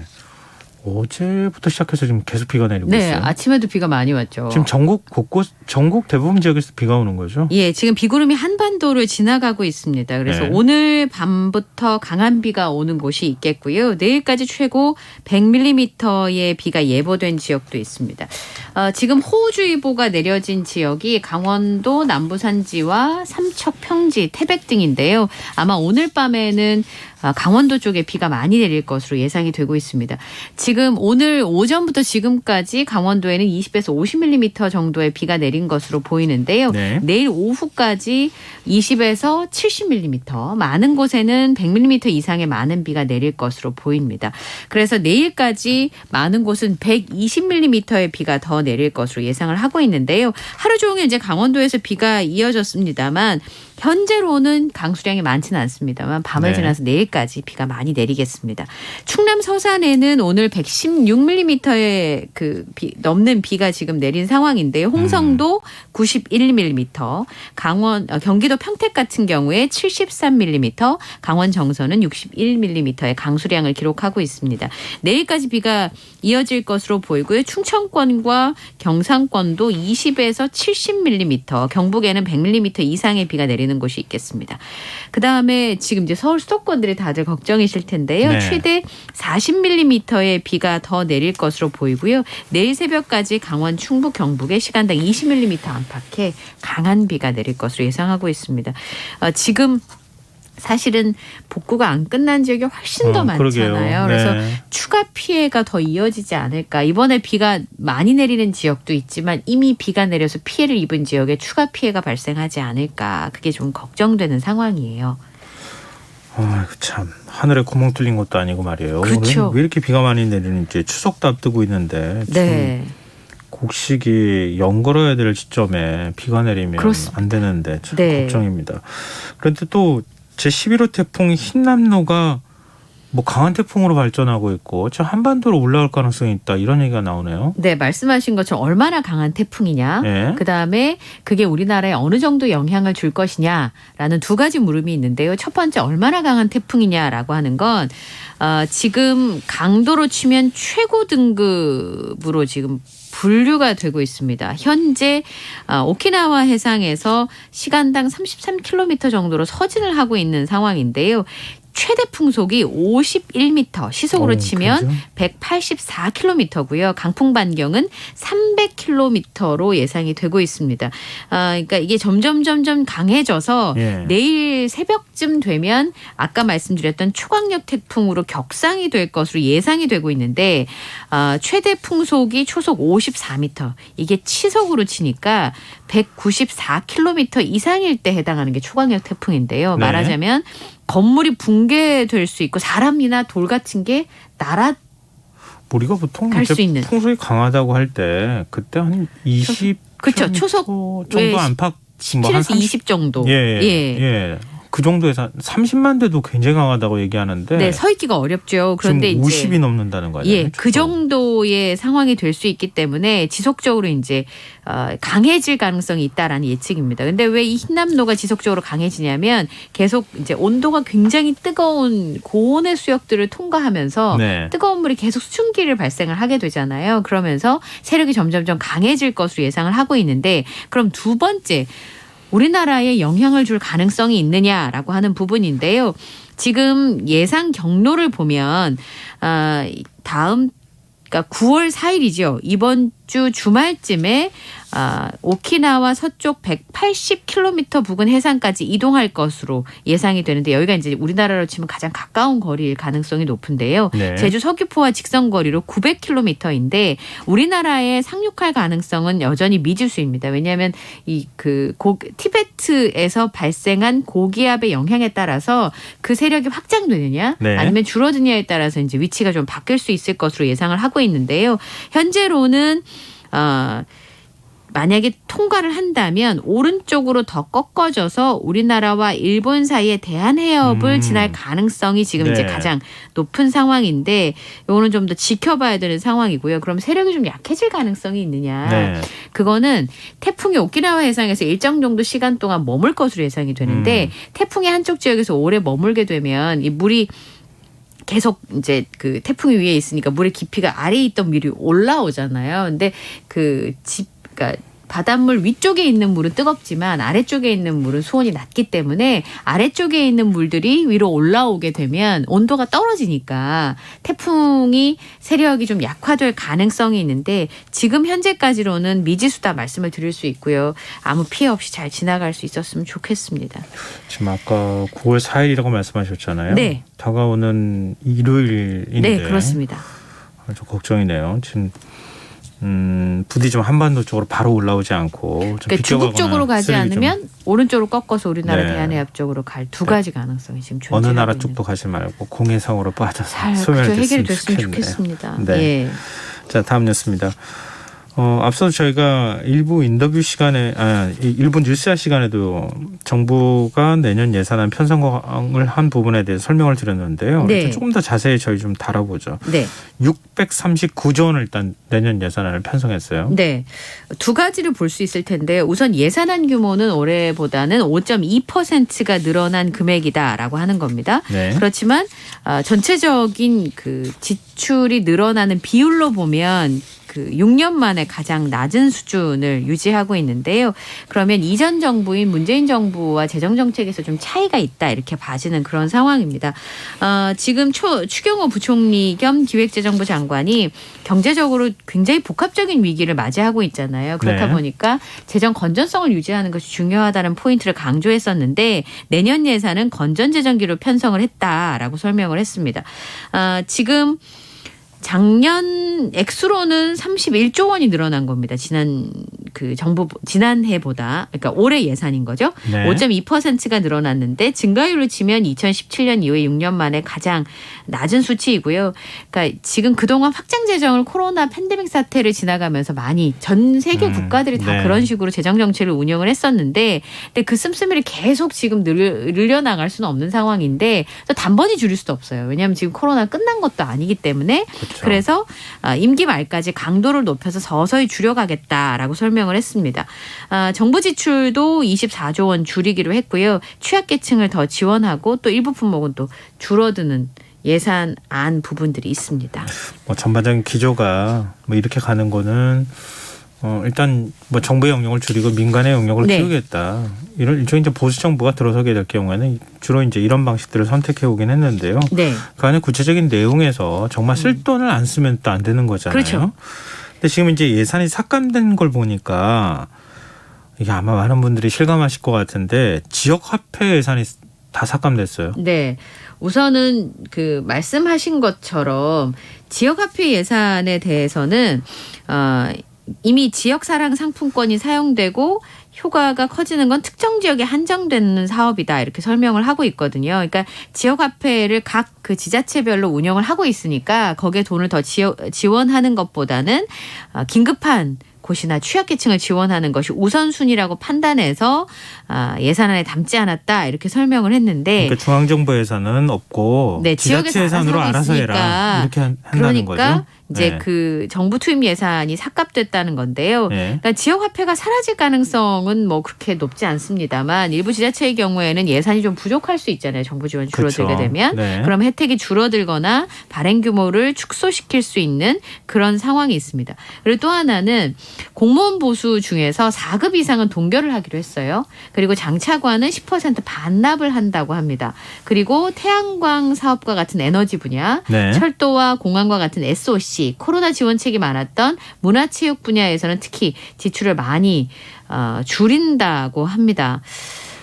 지금 말씀드린 부분들이 정부에서 결정할 때는 이유가 있죠. 그렇긴 한데 또 이전 정부에서 많이 지원했던 분야가 줄어들게 되니까 이게 이제 그 지지하는 정당이 다르고 지향 목표가 달라서 그런 것인지 뭐 그런 얘기들이 좀 해석이 충분히 될 수 있지 않을까 그런 생각이 좀 듭니다. 국회 예산 심사 과정이 또 남아 있으니까요. 그렇죠. 일단 예. 정부 안으로 예산을 편성한 걸 얘기하는 거고 네. 국회 심사 과정에서 또 조정될 여지가 있기 때문에 네. 확정된 예산은 아직은 아닌데요. 네. 근데 그 늘어난 예산을 보니까 부모 수당이라는 게 만들어져요. 네, 그렇습니다. 영아 수당이라는 게 있었잖아요. 네. 근데 그걸 부모 수당으로 바꾸는 거예요. 예산을 그러니까 더 지원하면서. 예산 금액을 좀 늘리게 되는 거고요. 그다음에 말씀하신 것처럼 이름이 좀 바뀌게 되는 그런 부분인데요. 네. 늘어나는 분야는 아까 말씀드린 것처럼 그런 분야들이 좀 있습니다. 지금 저출산 육아 문제 굉장히 심각하긴 한데요. 내년부터 만 0세 아동을 키우는 가구에는 월 70만 원, 그리고 만 1세 가구에는 35만 원의 부모 급여가 지원이 됩니다. 말씀하신 것처럼 사실 대선 과정에서 이 부모급여와 관련된 부분 얘기가 있었어요. 근데 그때 공약했던 것만큼은 아니지만 지금 쓰고 있는 영아수당에다가 금액을 더 지원을 해서 차츰차츰 대선 공약 때 금액까지 맞춰가겠다라고 하는 설명이고요. 또 하나는 지금 늘어난 부분들 중에서 윤석열 대통령이 후보 시절에 내놨던 부분이 병사분급 200만 원이었었잖아요. 네. 근데 공약 그대로는 아닙니다만 이게 반영이 됐습니다. 그래서 내년부터 현재 67만 원인 병장 월급이 100만 원으로 인상이 돼요. 큰 폭이네요. 예, 그리고 네. 전역할 때 주어지는 지원금까지 합치면 130만 원을 받게 되고요. 3년 뒤에 공약대로 200만 원까지 올린다고 합니다. 그래서 인건비가 올해 지금 2조 5천억 원 정도가 소요가 되고 있는데 네. 내년에는 3조 5천억 원으로 1조 원 가까이 급증하게 될 것이고요. 그러다 보니까 여기 이제 고정적으로 들어가는 인건비를 포함한 전력 운영비가 40조 1천억 원으로 책정이 돼서 올해보다 5.8%가 늘어날 것으로 예상을 하고 있습니다. 네. 그리고 반도체와 우주 분야 등의 미래 성장 동력에도 금액을 좀 더 지원할 것으로 예상이 되고 있습니다. 아까 부모 수당 말씀드렸지만 또 네. 궁금해하시는 분들이 있을 것 같아서요. 네. 0세하고 1세 아동의 경우에 영아 수당이라고 30만 원씩 지급을 했는데 거기다 이제 부모 수당이라고 바꾸면서 이름을 바꾸면서 0세의 경우에는 30만 원에 40만 원 더 얹어서 70만 원. 네. 근데 1세의 경우에는 30만 원에 5만 원을 더 얹어서 35만 원 이렇게 지급을 한다고 하네요. 예. 네. 자, 지금 여러분께서는 KBS 라디오 김성원의 시사회와 함께하고 계십니다. 밤참 뉴스 계속 이어가겠습니다. 계곡 살인 사건으로 재판을 받고 있는 이은혜. 네. 형량이 줄어들 수 있다는 얘기가 나오네요. 네, 이게 애초부터 이제 가스라이팅에 의한 살인이라고 하는 선례가 없기 때문에 이 부분을 검찰에서 증명하는 일이 과연 가능할 것인가 이런 얘기들이 좀 나왔었는데요. 네. 공소장을 변경을 검토하는 방안이 지금 얘기가 나오고 있습니다. 오늘 그러니까 12차 공판이 진행이 됐는데 재판부에서 증인신문을 하기 전에 이 공소장 변경에 대한 질문이 있었어요. 검찰에게 부작위에 의한 살인으로 기소하지 않고 자기에 의한 살인으로 기소를 한 특별한 이유가 있느냐라고 네. 질문을 했습니다. 그래서 검찰에서는 이은혜가 피해자를 상대로 해서 심리적인 지배를 한 거를 자귀라고 평가를 한 직접적인 행위라고 평가를 한 거죠. 예. 그래서 자기에 의한 살인으로 기소를 했는데 재판부에서 그러한 검찰의 의견도 존중을 하지만 공소장 변경을 염두에 달라라고 요청을 한 상황입니다. 그래서 공소장 변경을 검토하고 있고 필요할 때 서면으로 제출하겠다라고 답을 했는데요. 자귀에 의한 살인과 부자기에 의한 살인은 형량이 굉장히 차이가 있거든요. 그러니까 만약에 직접적인 행위를 통해서 살인을 했다라고 하는 게 인정이 되면 해야 할 일을 하지 않아서 살인에 이르게 됐다라고 하는 부작위에 의한 살인보다 훨씬 더 형량이 높은 그런 상황인데 만약에 지금 말씀드린 것처럼 공소장을 변경하게 되고 부작위에 의한 살인으로 인정을 받게 되면 형량이 줄어들 수 있는 가능성들이 존재하게 되는 것이죠. 근데 이게 참 검찰이 그 범죄 혐의를 입증해야 되는 책임이 있는 거잖아요. 네. 뭐 예를 들어서 뛰라고 얘기해서 남편이 뛰었는데 네. 구조도 안 하고 그냥 거기에서 사망을 하도록 했다. 네. 그러면은 자기가 될 수 있는 건데. 네. 그래서 뛰어서 지금 물에 빠져서 위기 상황인데 구조를 제대로 하지 않았다. 그렇죠. 부작위가 될 수도 있는 거고. 네. 아주 작은 차이지만 그 형량에도 굉장히 큰 영향을 미칠 수 있다는 거잖아요. 그러니까 어쨌든 사망한 피해자가 뛰어내린 건 본인이 뛰어내린 거잖아요. 민 게 아니잖아요. 직접적인 네. 접촉이 있는 게 아니기 때문에 그걸 직접 살인이라고 증명하는 게 굉장히 어려운 쉽지 않은 상황이거든요. 상황이잖아요. 그러니까 이수정 교수님의 설명에 따르면 손을 안 대고 지금 사람을 살인한 상황이기 때문에 네. 그래서 검찰에서 굉장히 많은 노력을 하고 있고 검찰의 설명은 피해자인 윤모 씨를 정신적으로 무력화시켜가지고 심리적인 이유로 사람을 살인에 이르겠다라고 하는 설명을 하고 있는 건데 네. 우리나라에선 이렇게 인정된 판례가 없어서 재판부에서 부담을 느낄 수밖에 없는 상황이고 네. 만약에 재판부가 직접 살인으로 이걸 인정을 하면 대한민국에서 유례없는 판결문이 될 가능성이 높다고 합니다. 그러니까 지금 검찰이 기소한 것에 대해서 재판부가 판단해야 되는 것이기 때문에 네. 자기 외한 살인으로 만약에 기소를 해서 지금 재판을 해 주십시오라고 한 거잖아요. 네. 판사가 볼 때 이거는 자기 외한 살인이 아닌데 그럼 무죄를 무죄가 선고해야 나오는 되는 거죠. 선고해야 될 가능성이 그렇죠. 있다는 거잖아요. 네. 그러니까 기소 항목을 바꾸시오. 공소장을 변경해 달라라고 네, 그렇게 하는. 지금 재판부가 얘기했다는 네. 거네요. 참 좀 어려운 사건입니다. 네. 보니까 사건 내용도 많은 분들한테 참 놀라게 만들기도 했었고요.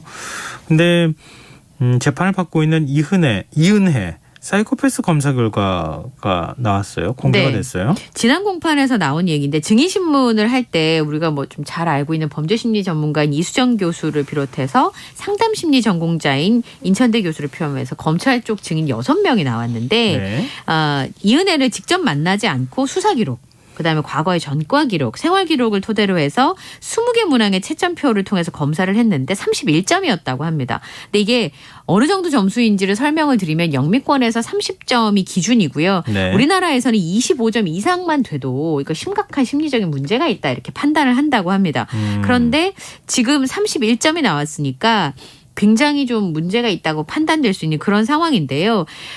삶을 보면 이렇게 뭐 안정적인 생활하고 월급 받고 이런 생활을 한 사람이 아닌 것으로 지금 보여지잖아요. 네. 그리고 이 반사회성하고 생활 방식에 대해서 아까 말씀드린 것처럼 거의 만점에 가까운 점수를 받았는데 이걸 보면 피해자가 이은혜로부터 정신적인 지배와 조정을 당했다고 볼 수 있고 실제로는 이런 상황까지 이르렀으면 누나한테 도와달라고 도움을 요청하거나 피해자가 네. 아니면 경찰에 신고를 할 수 있는 그런 상황이었는데 그런 생각을 전혀 생각할 여지가 없을 정도로 정신적으로 공황 상태였다고 분석을 했습니다. 그리고 이 31점이면 최고 수준의 점수이고요. 그리고 사이코패스는 심신미약이나 심신장애처럼 감형 요소에 들어가지 않는다고 합니다. 실제로 이런 성향을 가지고 있기 때문에 피해자가 가스라이팅을 달해서 살해에 이르게 됐다라고 하는 인과관계를 증명하려는 검찰 측의 내용이죠. 그렇게 말입니다. 사실 사건 내용을 봐도 이해가 안 되는 부분이 많잖아요. 굉장히 많죠. 본인은 예. 결혼한 상태인데 내원녀하고 아파트에서 멀쩡히 살고 있고 남편은 돈도 없어서 반지하방에서 살고 있는 이걸 어떻게 설명을 할지 이해가 도저히 안 됐는데 아까 반사회적 성향이라든가 그렇죠. 일종의 지배하려고 네. 하는 성향 이런 것들이 아마 남편을 그렇게 만들었을 것이다. 뭐 이렇게 추정하고 있는 거 아니겠어요? 그러니까 좀 새로운 사건이어서 참 판단하기가 재판부도 굉장히 부담스러울 것 같아요. 네, 맞습니다. 네.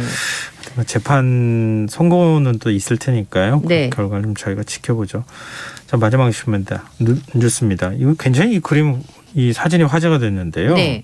광화문 광장에 설치된 그림이 지금 논란이에요. 네. 세종문화회관 앞에 버스 정류장이 기둥에 있는데 네. 기둥에 이제 포스터 4개가 걸렸어요. 근데 이게 SNS와 온라인 커뮤니티를 중심으로 굉장히 큰 논란을 일으키고 있는데 이게 네 번의 시기에 광화문 광장의 그림을 이제 콜라주 기법으로 해가지고 예술 작품으로 승화시킨 포스터예요. 그런데 조선시대의 광화문, 그 다음에 일제강점기, 2009년, 2022년 이렇게 4개의 시기의 광화문 광장의 모습을 이제 예술 작품으로 그린 거예요. 그러니까 보통 우리 이제 버스 정류장 가면 거기에 제가 알기로는 이렇게 길게 지붕에 있는 그게 2개가 있거든요. 네. 거기에 이제 4면에 이렇게 네. 그 그림을 설치했다는 거잖아요. 예, 그러니까 가로 2m, 세로 3m의 대형 그림인데 논란이 된 건 일제강점기를 표현한 포스터입니다. 그 당시에 경복궁에서부터 서울시청까지의 그림을 담고 있는데요. 제가 라디오라 설명드리기가 참 애매하긴 한데 네. 그 당시 세종대로의 모습을 그린 겁니다. 네. 근데 조선 총독부가 가운데 있고요. 배경에 이미지가 있는데 그게 이제 일장기를 떠올리게 하는 그런 이미지가 존재를 한다고 하는 겁니다. 네. 그 당시에 광화문 광장을 그렸다고 하면 우선 이 그 당시 우리나라를 수탈하고 민족 정기를 단절을 상징하는 조선 총독부의 그림이 선명하고요. 그다음 뒤에 배경이 있는데 그 배경이 일장기를 떠올리게 한다라고 하는 부분입니다. 그래서 굉장히 많은 비판들이 지금 나오고 있는 그런 상황인데요. 여기가 이제 그냥 이렇게 하나의 회화를 그린 게 아니라 여러 가지 이미지를 섞어서 왜 예전에 그 잡지 같은 데 사진 올려가지고 붙이는 콜라주 배우잖아요. 이제 네네. 그런 기법대로 만들어진 그런 모습이었는데 이걸 보면서 굉장히 논란이 많이 된 상황이었습니다. 이렇게 작품을 연달아 배치를 하면서 처음에는 이게 이제 작가의 작품이니까 서울시에서 계속 설명을 했습니다만 논란이 굉장히 많이 되고 있는 그런 상황입니다. 작품은 결국 철거하기로 했어요. 네, 그렇습니다. 그러니까 지금 말씀드린 것처럼 처음에는 일장기처럼 보이는 게 그림 속의 네모는 길이고 동그라미 문이다. 이게 이제 암담한 현재를 벗어나서 미래로 나아가는 모습을 학으로 형상화한 거다라고 계속 설명을 했었는데요. 문화재청에서 받은 시대별 사진을 바탕으로 해서 작가가 작품을 만든 것이다. 정치적 의도는 전혀 없다라고 해명을 했습니다만 비판이 계속되는 거예요. 빨간 동그라미 느낌이 있으니까 이제 일장기의 느낌이 있다고 우리는 느낄 수밖에 없는 그런 상황이고 게다가 그 앞에 이순신 동상도 있고 세종대왕의 동상도 있는데 그러네요. 안 어울린다. 네네. 이런 얘기들이 굉장히 많았습니다. 그래서 결국 해당 작품 모두 4점을 철거하게 됐고요. 근데 문제는 이런 이미지를 사용하는 논란이 처음이 아니다라고 하는 겁니다. 문화체육관광부가 과거에 조선 총독이 살았던 청와대 옛 본관 모형을 복원하겠다고 했다가 반발을 사기도 했었고요. 국가철도공단에서도 광복절 기념 SNS 게시물에 일본 고속철도 신칸센 맞네요. 이미지를 첨부했다가 네네. 삭제하고 사과하는 일들도 있었습니다. 지금 청취자 4640님께서요. 지난주 화요일 광화문 광장에 가보셨던 모양이에요. 네. 그 그림을 직접 보셨대요. 심하게 기분이 나빴다. 이런 의견을 저희한테 전해주시기도 하셨는데요. 왜 갑자기 이런 일들이 생길까? 네. 역사에 대해서 너무 이렇게 안이한 방식으로 지금 뭐 공무원이나 공기업 직원들이 생각하고 있는 거 아닌가 그런 생각을 하게 되네요. 네. 하여튼 별로 이렇게 썩 유쾌하지만은 않은 그렇습니다. 그런 소식이었던 것 네. 같습니다. 일단 뒤늦게라도 하여튼 철거했다니까요. 다음번에 이런 일 없었으면 좋겠네요. 네. 자, 오늘 밤참스 여기까지 하겠습니다. 지금까지 이영경 뉴스캐스터와 함께했습니다. 고맙습니다. 감사합니다.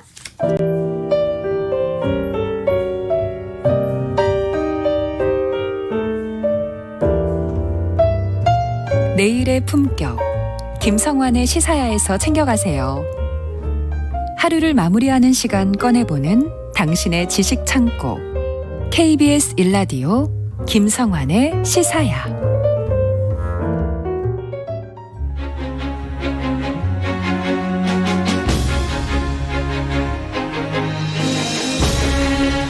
임진왜란을 기록한 공식 사료에는 선조실록과 선조수정실록이 있습니다.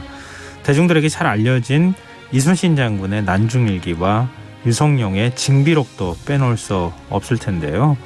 청취자 여러분들은 임진왜란 당시의 상황을 고스란히 담아낸 또 다른 문헌 자료가 있다는 사실 혹시 아십니까? 최근 영화 한산 용의 출연 개봉으로 임진왜란에 대한 관심이 더욱 커졌는데요.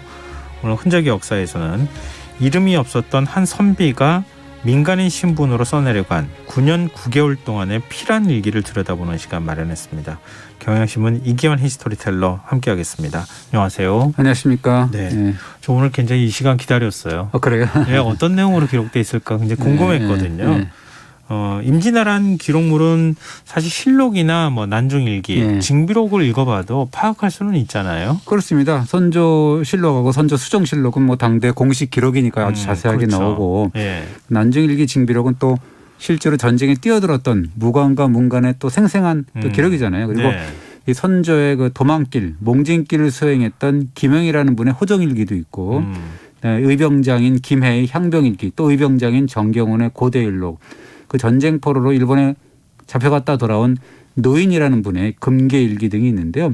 뭐 기록물 대부분 보면 뭐 관리라든가 또 의병장으로 참전한 분들 이런 분들이 대부분이죠. 근데 지금 제가 앞서도 소개 잠깐 해드렸지만 민간인이라고 할 수 있는 선비 신분으로 피란일기를 쓴 분이 있어요. 그렇습니다. 평생 뭐 과거에 급제를 안 했기 때문에 그렇고요. 네. 오이문이라는 분인데 쇠미록입니다. 이분이 임진왜란 전후로 해서 1591년 11월 27일부터 1601년 2월 27일까지 9년 3개월이니까 그 일수로 따지니까 3,368일이더라고요. 그때 그렇게 쓴 피란 일기입니다.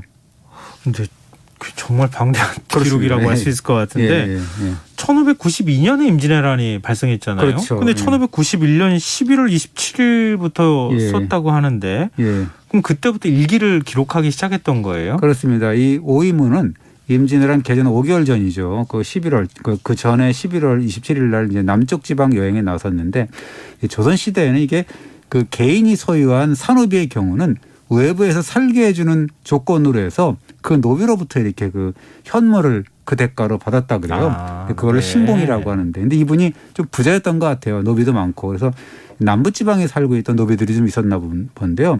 그 남부 지방에 살고 있는 노비한테 신공을 이제 현물을 받고 또 간 김에 겸사겸사 충청도나 전라도에 살고 있던 뭐 친가, 외가 친척들을 좀 만나려고 떠난 겁니다. 그럼 여행을 떠났는데 여행 도중에 변란이 터진 거예요? 그렇습니다. 여행 도중에 전라도 장수에 있는데 그때 이제 임진왜란이 일어났다는 소식을 들었는데 13일에 임진왜란이 일어났는데 4월 13일 날 이분은 16일 날 이제 그 소식을 듣고 가족들하고 또 생이별을 해야 됐는데요. 이후에 장수, 홍주, 임천이라고 해서 부여, 평강 뭐 이런 데를 떠돌다가 1601년 2월 26일 날 전쟁이 끝난 다음에도 그때 이제 서울로 돌아옴으로 해서 9년 3개월의 어떤 기나긴 피란 일기를 끝내게 되죠. 우리가 임진왜란을 7년 전쟁이라고 하잖아요. 그러니까 9년 3개월의 기록을 남겼으니까 전후까지 전후까지 전부 다 생생하게 기록을 남긴 건데. 근데 쇠미록이라고 했잖아요. 일기 이름이. 그 본인이 직접 지은 겁니까? 아니면 후대에서 한 겁니까? 어렵죠. 그래서 어려워서 이게 접근하기가 좀 쉽지 않습니다. 좀 쉽게 얘기를 해야 되는데 이 가장 오래된 중국의 시가집이 시경이라고 있잖아요. 그 시경 중에 이런 식구가 있어요. 자잘하고 보잘것없이 떠도는 사람이로구나 라는 식구가 있는데 그 한자로 자잘할 쇠자에다가 꼬리 밑자를 썼기 때문에 자잘하고 보잘것없이 떠돈다라는 의미에서 이제 쇠미록이라고 본인이 붙였죠. 한마디로 말하면 이름 없는 선비의 피란 일기다라는 뜻입니다. 어떤 내용이 담겨 있을지 궁금한데요. 그렇습니다. 근데 이분이 기록을 하려고 작정했던 것 같아요. 그래서 전쟁 당시 입수했던 국왕의 교서라든가 각종 공문서 편지까지도 이제 수록을 했고 작자 본인의 피란 생활은 물론이거니와 전쟁 중 고통받은 민중의 삶을 정말 그 생생한 필치로 그려냈고 이 전쟁과 맞닥뜨리는 뭔가 이 다양한 인간 군상의 모습들이 있지 않습니까? 그렇게 알게 되고 그런 것들을 이제 그 선조실록이라든가 다른 문헌에는 보이지 않는 자료다라는 평가를 내릴 수가 있고 무엇보다도 당대 백성들 사이에서 흘렀던 밑바닥 여론의 동향을 우리가 알 수가 있는 거죠.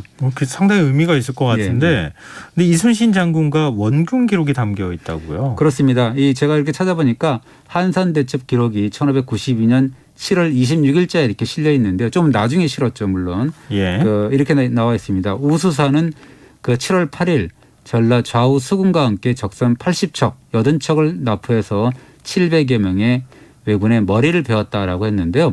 이 우수사라 하면 경상 우수사 그 원균을 지칭을 하게 되고 원균과 함께 대승을 거둔 전라 좌우 수군의 지도자는 이순신과 또 이역기라는 분을 지칭을 합니다. 원균 이름이 더 먼저 나오네요. 경상 우수사가 되게 이렇게 중요한 자리였던 것 같아요. 뭐 일본하고 가까웠기 때문에도 그렇고 주어로 나오는 그런 감이 있잖아요.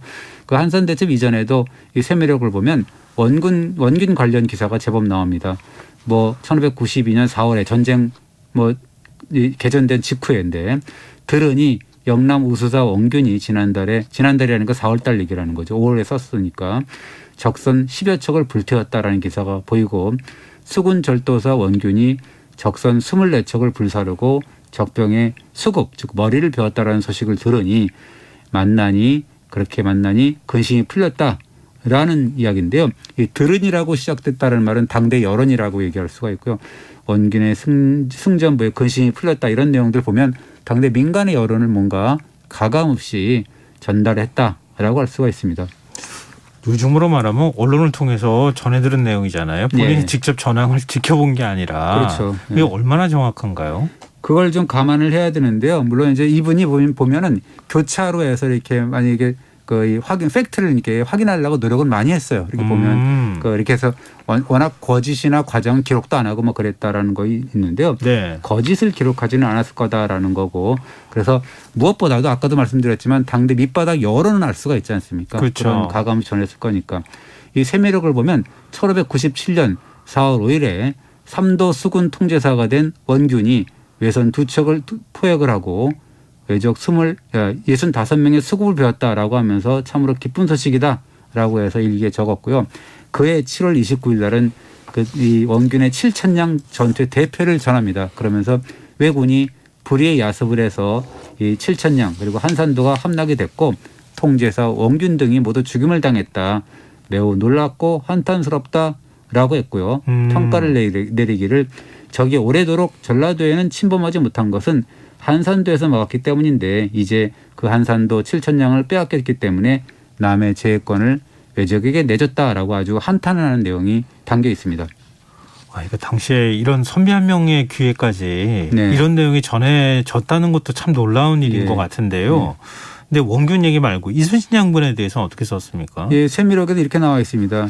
전라 좌수사 이순신이 적선 42척을 불태웠다라는 옥포해전 전공하고요. 그다음에 경상 우수사 원균과 전라 우수사 이혁기 등과 함께 대승을 거둔 어떤 한산 대첩의 전과를 이렇게 소개를 하고요. 그러면서 이틀 뒤에도 그 7월 10일에도 적선 80여 척을 납포했다 이런 기록들을 담아놨습니다.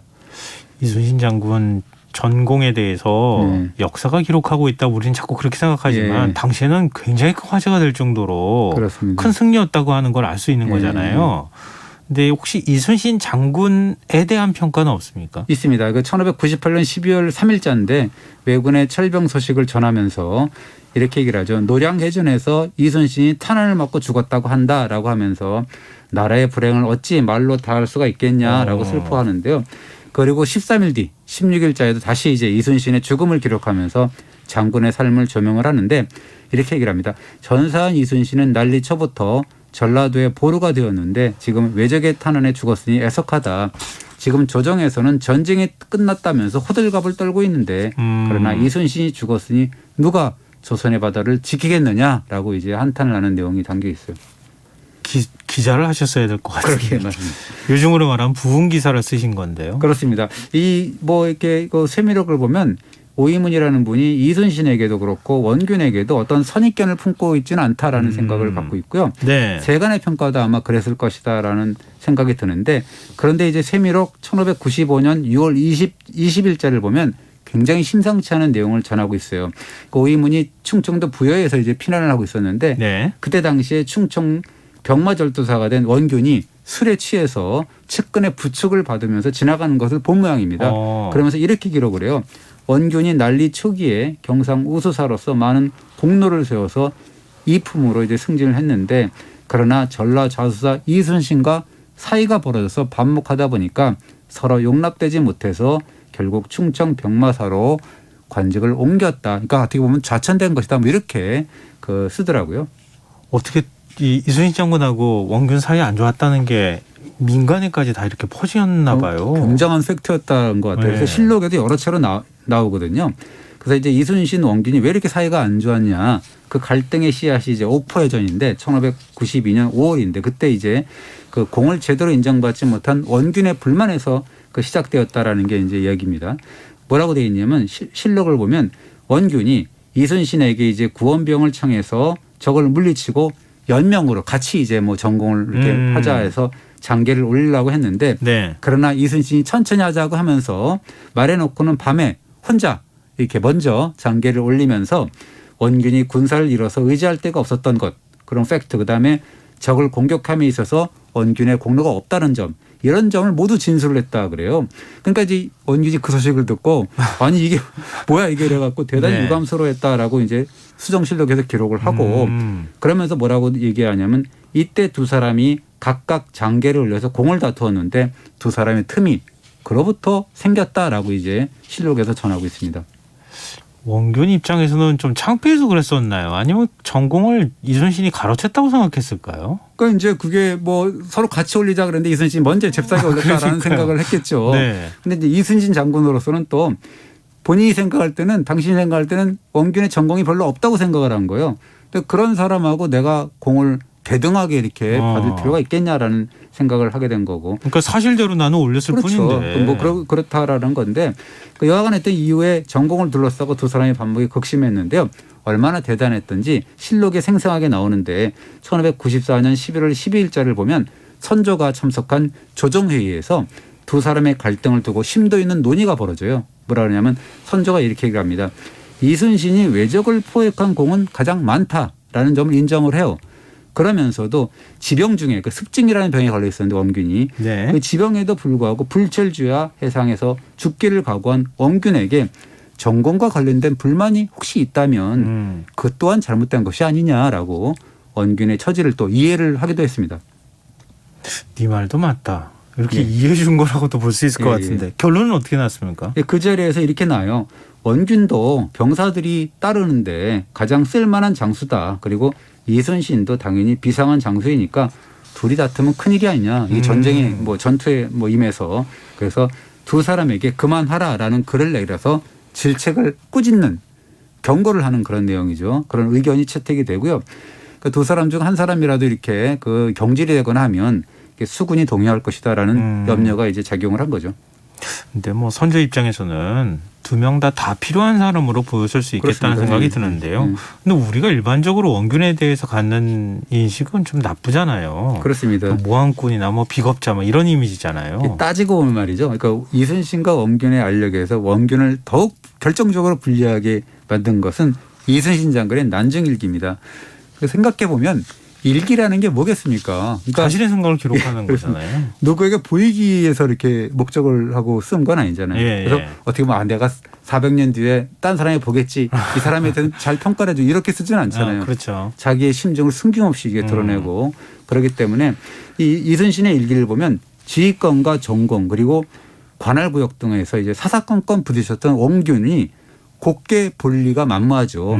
그래서 이제 이순신이 난중일기를 보면 원균을 한 80번에서 120번 정도 언급을 했는데요. 절대 다수가 읽어보면 원색적인 비난이에요. 어떻게 비난했습니까? 이렇게 나옵니다. 몇 가지만 추려서 보면 예. 원균의 술주정에 그 배 안의 모든 장병들이 놀라고 분개하니 그 고약스러움이란 이루 말할 수가 없다라는 내용이 있고 원균이 잔뜩 취해서 흉악하고 도리에 어긋나는 말을 함부로 했다. 해계했다라고 이제 뒷담화를 하고 원균이 온갖 계략으로 나를 모함하려고 덤비니까 이 또한 운수다. 그리고 원균이 뇌물로 실어보내는 짐이 서울길에 있다 그만큼 많다라고 해서 이렇게 비판을 했는데요. 이런 것들은 정말 빙산의 일각입니다. 엄청나게 빙산의 많이. 일각이에요? 예, 그렇습니다. 근데 이순신 장군으로서도 뭐 400년 뒤에 공개될 거라는 생각은 전혀 못했을 것 같네요. 그러니까는 이 공개적으로 이순신 장군이 이렇게 자기 일기가 이렇게 400년 뒤에 탈탈 털리리라고는 생각 못했겠죠. 네. 아마 이게 지하에서 이렇게 당신이 봐도 이건 몸둘 바를 모를 것 같아요. 너무 심증이 드러나고 그렇잖아요. 자기의 그 카드가 너무 드러나니까. 그렇죠. 어쨌든 간에 이제 이순신의 원색적인 비판을 받은 원균은 모함꾼, 비겁자, 술주정뱅이로 이제 전락을 하고 말았죠. 원균이 술을 좋아한 건 사실입니까? 그런데 그런 것 같아요. 아까 쇠미락에서도 술에 취해서 부축을 받고 갔다라고 했는데요. 평범한 민초가 그렇게 봤다는 예, 거예요. 그 난중일기를 보면 술에 취했다, 뭐 술주정을 했다 그런 말이 너무도 많거든요. 그리고 이제 결정적으로 아까도 얘기했지만 원균의 치명적인 약점은 딱 하나죠. 뭐냐면 일기나 이런 자료를 남기지 않았다라는 거죠. 원균 입장에서 뭘 또 남겼으면은 얘기가 달라질 그렇죠. 뭔가 또 변명할 수 있는 거리가 있겠죠. 그래서 이제 지금 보면 이제 선조 뭐 실록이라든가 수정실록 요거 외에는 변명의 수단은 없는 거죠. 원균으로서는 그렇습니다. 근데 7천량 전투에서 대패를 당한 것도 사실이긴 하잖아요. 그렇습니다. 그 이순신의 경질이 이제 1597년 1, 2월 그 사이인데 그리고 이 삼도 수군 통제사가 됐잖아요. 그래서 원균이 조선 수군을 괴멸 상태로 빠뜨린 7천량 패전의 책임자가 된 건 맞지 않습니까? 네, 그렇죠. 지휘권을 가진 장수로서는 패전의 책임은 져야 되는 거고 다만 원균을 두고 뭐 성우 이순신을 모함해서 밀어내고 그의 자리를 차지했고 늘 도망만 다녔고 뭐 이런 식으로 이제 마냥 매도할 수는 있겠냐라는 생각은 듭니다. 왜냐하면 원균이 전쟁 후에 뭐 이순신과 권율등과 함께 나란히 선모 1등 공신으로 딱 3명만 뽑혀 있거든요. 네네. 그 3명의 책록이 됐습니다.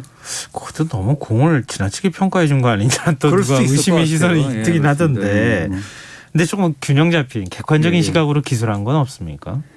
예, 그런 것도 이제 필요할 것 같아요. 사실은 이게 우리가 어떤 그 사례나 이런 거 보면 이순신 장군에 대한 공은 많기 때문에 하지만 네. 그렇다고 원균이 그렇게 비겁자냐라고 하는 그런 부분에 대해서 우리가 한 번쯤은 또 다른 시각에서 한번 봐야 될 필요가 있을 것 같다라는 생각이 들고요. 예. 그리고 이 세미력을 보면 이순신과 원균 이야기만 있는 것은 아니에요. 뭐냐면 이제 그 아까도 말씀드렸지만 전쟁의 소용돌이에 빠진 어떤 사람들의 민낯을 이제 여과없이 보여주는데 네. 그 전라도 장수 여행 중에 이제 아까 임진왜란 개전 소식을 들었다고 했지 않습니까? 왜군이 이 파죽지세를 밀고 오니까 선조 임금을 원망하는 이렇게 글을 여러 차례 씁니다. 백성들을 팽개치고 도망갔으니까 예. 이렇게 얘기를 하죠. 만일 주상께서 도성을 굳게 지키고 장수에게 명해서 미리 준비해서 막고 필사의 각오로 길을 끊었다면 적이 어떻게 침범했겠느냐. 그런데 먼저 도망치니까 이것은 몹시 애석한 일이다라고 이제 그 좀 디스를 하죠. 임금이 도망가는데 네. 군사들하고 백성들이 싸울 의지가 있었겠습니까? 그렇습니다. 그리고 이제 오이문의 입장에서 보면 되게 그 재밌는 내용이 있더라고요. 이 선조의 도망길을 수행하다가 사초책을 불구덩이에 던져놓고 도망친 사관들이 있습니다. 예전에 한번 제가 이 자리에서 말씀드린 것 같은데 네. 그 4명이 누구냐면 임치정, 박정현, 조존세, 김선여라는 사람들이에요. 제가 이름을 굳이 말씀드리는 거는 예. 이 사람들에 대한 표평을 하기 위해서 그러는 거거든요. 평가를 내리기 위해서. 이 4명을 두고서 이런 개돼지 같은 무리를 어찌하겠느냐라고 해서 아주 쌍욕을 하는데요. 왜 그러냐면 이 4명 때문에 이 선조실록이 가장 형편없는 실록이 돼 있거든요. 왜냐하면 선조 즉위년인 1567년부터 임진왜란 개전인 1592년 4월 12일까지 어떤 기록이 전부 불태워버렸거든요.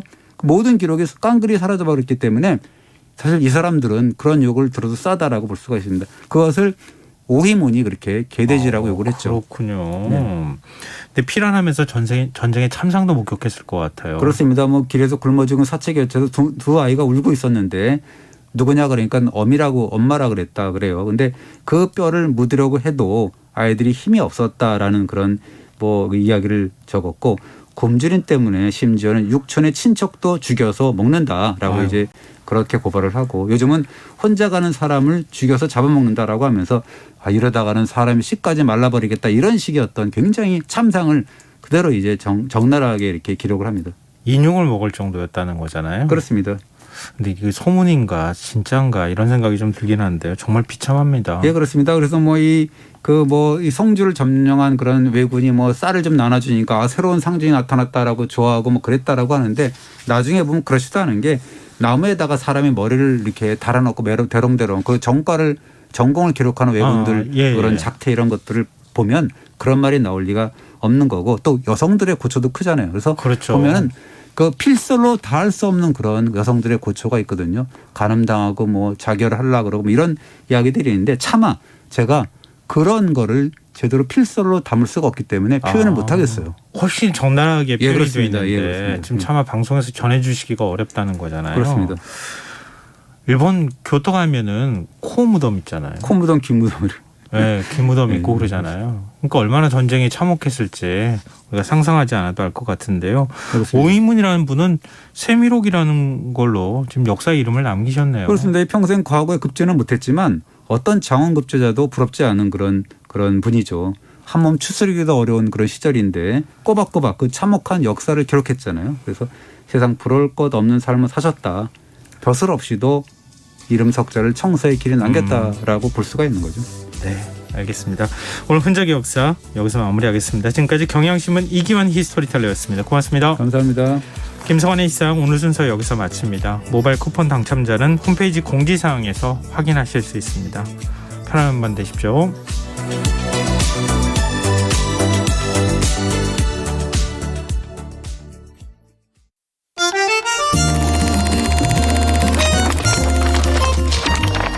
이다혜의 영화관, 정여울의 도서관.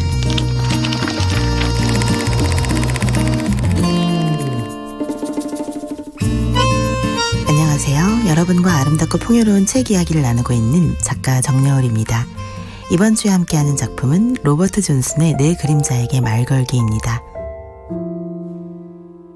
페르소나가 사회적 자아, 에고에 가깝다면 그림자는 셀프, 내면의 자기에 가깝습니다. 에고가 얼마든지 용의주도하게 나 자신의 진짜 모습을 숨기고 아무 문제 없는 척 연기를 할 수는 있지만 셀프만은 속일 수 없습니다. 에고가 아무리 화려하게 페르소나를 포장해도 셀프의 그림자는 치유되지 못한 채 남아 있습니다. 그렇다면 진정한 치유의 길은 무엇일까요? 에고가 셀프의 목소리에 진정으로 관심을 기울이는 것입니다. 예컨대 셀프의 꿈은 고흐처럼